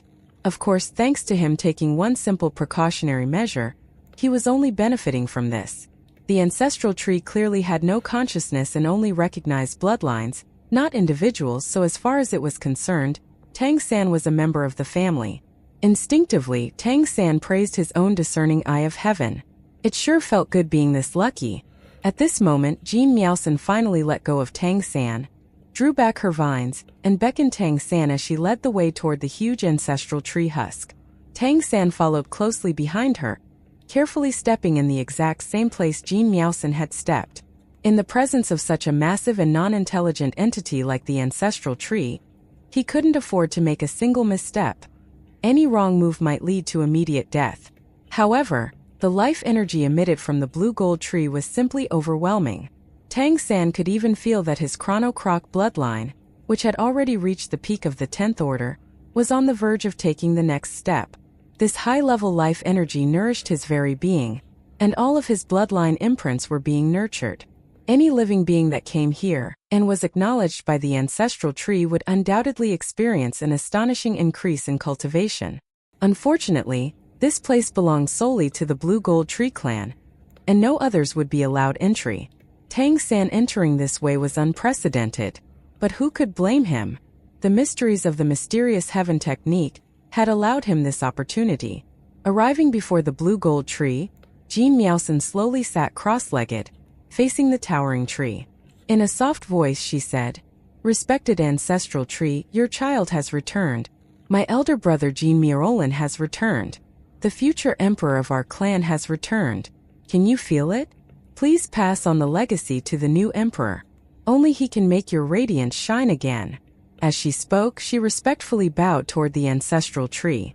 Tang San stood beside her, and he could naturally hear every word she said clearly. While surprised, he immediately formed some conclusions in his mind. It seemed that the ancestral tree had sensed Jean Miaosan's words, as the light on its bark suddenly intensified, radiating and bursting forth with even denser life energy. The overwhelming aura of life became incredibly concentrated. At that moment, an angry voice suddenly rang out. "Jean Miaosan, who allowed you to stir the essence of the ancestral tree?" A powerful aura appeared abruptly, and blue golden radiance enveloped the blue gold tree. Instantly, the light that the blue gold tree emitted was forcibly suppressed, and the life energy it radiated diminished significantly. Several blue figures descended from the sky, landing before the blue gold tree. These individuals were also from the blue gold tree clan, but they all looked extremely old. The one leading them had 8 spikes extending from his back and glared angrily at Jean Miaosan. The blue golden light that suppressed the ancestral tree's radiance came from him. Jean Miaosan floated up and stepped back 2 paces, coming to stand beside Tang San. "Elder, why are you stopping me?" Jean Miaosan asked coldly. The elder angrily responded, "How dare you disturb the ancestral tree's essence so lightly? You think you can forcibly stir it just because you are its direct descendant. That is a crime you cannot possibly compensate for." Jean Miaosan replied coldly, "Elder, take a look at who this is." As she spoke, she gestured toward Tang San. The elder, along with 2 other elders who had 6 spikes on their backs, almost simultaneously turned their gaze toward Tang San. When they saw his appearance, they couldn't help but be stunned. The elder frowned deeply, then his eyes widened. "You are Jean Miaolan." Before Tang San could speak, Jean Miaosan quickly replied, "That's right, my elder brother has returned. As father's true heir, my brother naturally deserves to be blessed by the radiance of the ancestral tree and receive the support of its essence. Haven't you noticed? My brother has already become a great nymph king. He is now qualified to inherit the will of the ancestral tree and lead our clan back to its former glory." The elder's expression changed drastically and he asked, "Jean Miaolan? Is he really Jean Miaolan?" Jean Miaosan replied coldly, "How could this be false? The radiance of the ancestral tree is the proof." The radiance of the ancestral tree was the simplest, most direct, and most effective way to confirm the identity of a blue gold tree clan member. Ordinary members of the clan wouldn't lose life force by being next to the ancestral tree, but neither would the tree react to them. Only those with the direct bloodline of the ancestral tree could be blessed by its radiance. This was painfully obvious at this moment. Even the elders standing before them, of which the leader was a great nymph king, did not produce any kind of reaction. Only Tang San and Jean Miaosan had the radiance of the ancestral tree merging with them of its own will. The elder watched as the blue-golden light continued to drift toward the siblings, his expression growing darker. Even if he truly is Jean Miaolan, whether he can inherit the radiance of the ancestral tree still requires confirmation from the elder council. How can you make such decisions on your own? Do you even understand the trouble that stirring the essence of the ancestral tree could cause? The ancestral tree would become weaker, unable to protect our clan. During that time, if no emperor is born, our clan will fall into dire straits, like the time after your father's fall. As the grand elder of the clan, I will never allow such a disaster to occur again. Jean Miaosan finally lost control of her emotions and angrily said, "All that talk about protecting the clan is just for your own sake. My brother and I are both direct descendants of the ancestral tree. We both have the right to inherit the radiance of the ancestral tree's essence. When my brother left to travel, you took advantage of my youth, seizing power and splitting the essence of the ancestral tree for yourself, allowing you to become a great nymph king. I've asked many times to inherit the ancestral tree's radiance, and you always blocked me, using the excuse that I'm a woman and thus unfit to inherit. As if that even matters to our clan. Now that my brother has returned, do you still plan to hide behind these lofty words? Don't forget, the radiance of the ancestral tree will always shine on its children first. My brother became a great nymph king through his own power, and here you don't stand a chance against him." The grand elder's face darkened as he looked at Jean Miaosan, caught off guard by this sudden turn of events. Who would have thought that Jean Miaolan would suddenly return? The kid had been missing for decades. The previous emperor had only left behind these two children, and Jean Miaosan, in her determination to inherit the ancestral tree's radiance and essence, had even refrained from producing offspring through splitting. The temptation of power is not something easy to ignore. And now Skytree City did not have a city lord. The elder council of the Blue Gold Tree clan always managed it. After paying a hefty price, the Grand Elder had even secured the support of the Soul Capturer Nymph Emperor and the Parasol Tree Nymph Emperor, who were also, like all other trees, from the ancestral tree's lineage. This allowed the Grand Elder to remain in control. As he was not a direct descendant of the ancestral tree's bloodline, he could not inherit its essence. He could only absorb its aura slowly, bit by bit. But with the long lifespan of the Blue Gold Tree clan, the Grand Elder firmly believed that, given enough time, he too could achieve emperorhood.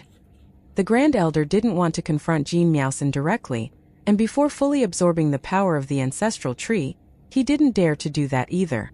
The ancestral tree's powerful protective abilities covered the entire Skytree City, and as long as they were within the city, Jean Miaosan would be the most protected. The elder didn't have the courage to face the full power of the ancestral tree. Now Jean Miaolan had returned and had even advanced to the level of Great Nymph King. This was something the Grand Elder had never expected. It was just as Jean Miaosan had said. The Grand Elder couldn't tell how strong Jean Miaolan was exactly, but he was a Great Nymph King without a doubt, and under the radiance of the ancestral tree, the Grand Elder had no confidence in winning against him. Tang San had been quietly observing the drama and considering the best course of action. Since the opportunity had presented itself, there was no harm in getting involved. After all, it posed no danger to him, and the life energy of the Blue Gold Tree clan was truly fascinating. It could certainly be of great benefit to him. Meanwhile, the Grand Elder's expression gradually calmed. He looked coldly at Jean Miaosan, then glanced at Tang San before speaking in a deep voice. "You are correct. The essence of the ancestral tree should indeed be passed on to and protected by its direct heirs. However, Jean Miaolan has been away from Skytree City for many years, and the first thing we need to do is verify his identity. Furthermore, inheriting the ancestral tree's essence is a matter of great importance. It is not something one single person can decide whether it is you or I. Did you consider the feelings of the clansmen when you acted? This matter requires the Council of Elders to be convened to verify Jean Miaolin's identity and decide whether he should inherit." These words were spoken with a grand air, and the two other elders standing beside him nodded repeatedly. Jean Miaosan responded coldly, "A collective decision? The Elder Council is already your puppet. What difference does a council decision make from your own? And since when did my brother need you to verify his identity? The acknowledgement of the ancestral tree's essence is the greatest validation. It represents the will of our ancestors, and that is not something you or the council can refute. She was fully aware that the result of a council decision would never allow her and her brother to inherit the ancestral tree's essence. After their father's death, the ancestral tree's essence was not absorbed by anyone, so it was continuously nourishing all the members of the Blue Gold Tree clan. The higher one's cultivation, the greater the benefits. Furthermore, the Grand Elder had been using various methods to draw upon the ancestral tree's power, speeding up the release of energy and benefiting from it. Although the other elders didn't profit as much as the Grand Elder, they still had a steady stream of benefits. It could be said that the Elder had tied the entire Elder Council to a shared interest. Under such circumstances, how could anyone be on the side of her and her brother? Once the ancestral tree's essence was passed on, only an emperor could allow the tree to recover. In the absence of one, the benefits to other clansmen would diminish. Thus, after calming down, the Grand Elder was now acting with complete confidence. He ignored Jean Miaosan and turned to Tang San instead, saying, "What do you say? If you truly are Jean Miaolan, then you are the heir, and Jean Miaosan has no place to speak here." Tang San looked at him calmly and replied indifferently, "Let the Elder Council decide." Hearing this, Jean Miaosan became anxious. "Brother, the Elder Council is under his control." The Grand Elder ignored her and immediately responded, "Very well, we'll do as you say." As he spoke, he raised his hand, and a blue-golden beam shot into the sky, erupting into an enormous silhouette of a blue-gold tree. The colossal image blossomed in the air, and under its radiance, the ancestral tree appeared even more sacred and magnificent.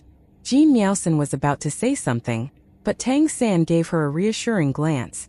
For some reason, when their eyes met, she felt her heart grow much calmer.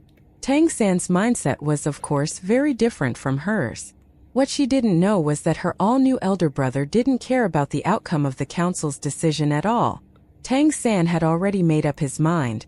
How could he leave empty-handed after entering such a treasure trove?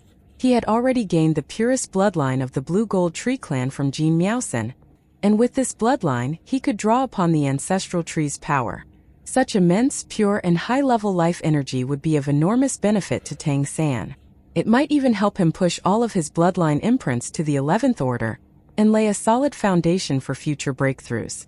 So, even if he had to take it by force, he wouldn't let this opportunity slip away. The reason he had agreed to the council meeting was that he wanted to see just how strong the core forces of the Blue Gold Tree clan truly were before deciding on his next move. As his divine consciousness continued to improve, many things from his previous life became clearer. Faced with this situation, he knew exactly how to act to maximize his gains. Jean Miaosan moved closer to Tang San, lightly touching him with one of her vines. Tang San sent her a reassuring wave of divine consciousness. He paid no further attention to the elders, instead focusing all of his divine consciousness on the colossal ancestral tree before him. This ancestral tree gave Tang San the sensation of being the life source of this world, with life energy so pure and concentrated that it even made him feel as if he had returned to a divine realm. Though the life energy here differed from the divine energy of a divine realm, its purity was exceptional, unlike any other. It brought Tang San a profound feeling, a sense of transcendence, a higher level of life, and even traces of embryonic godhood. He had encountered top-tier emperors like the Crystal Demon Emperor and the Celestial Fox Demon Emperor, but in terms of life level, they still fell short compared to the towering ancestral tree here. This was why he harbored absolutely no doubt about what Jean Miaosan had said earlier, that the old ancestral tree was one of the 3 ancestors of the nymphs, and that it had supplied life energy for the entire continent. It was not just an ordinary powerful being, but likely the embodiment of one of the primordial forces from the very birth of this plane. If such a being retained its divine consciousness rather than living on as a mere husk full of life energy, it would have been instrumental to the plane's evolution, and if that evolution succeeded, it would have unquestionably become a true god. Unfortunately, becoming a true god was simply not something any entity could achieve alone. To attain godhood outside of a divine realm, there were only 2 possible methods. The simpler method was what Tang San had done when he became a god. He relied on an existing divine realm, acquiring a divine seat from within it, and ultimately becoming a god. transcending his original plane and ascending to a higher divine realm. The other method was to push the entire plane to evolve. It was far, far more difficult, but it had the advantage that once the plane became a divine realm, native gods would be born. Not just one but many, and the one leading the process would become the ruler of the new divine realm. This ancestral tree must have been originally comparable in terms of personhood to the eternal tree of Douluo continent, which had undergone 2 evolutions. The difference was that the eternal tree was protected by a divine realm and it still had its divine consciousness. The ancestral tree, on the other hand, had likely encountered an accident during its evolution, causing it to fail, or it simply hadn't found the right path. Its evolution had been purely biological, not spiritual. As a result, it had been reassimilated by the plane instead of developing as an independent entity. In most places, the beings revered as supreme gods and such were like the planar ruler of this world, the instincts and sentience of the plane rather than actual intelligent entities. Their only purpose was to maintain the balance of the plane, so they instinctively rejected anything that could impact this balance. In such planes, if one's cultivation touched upon the realm of gods, there were only 2 possibilities. Either they succeeded in creating their own divine realm, or they evolved into a higher-level life form that could be considered a divine being in a sense, but in reality was assimilated into the plane and became a part of the planar ruler.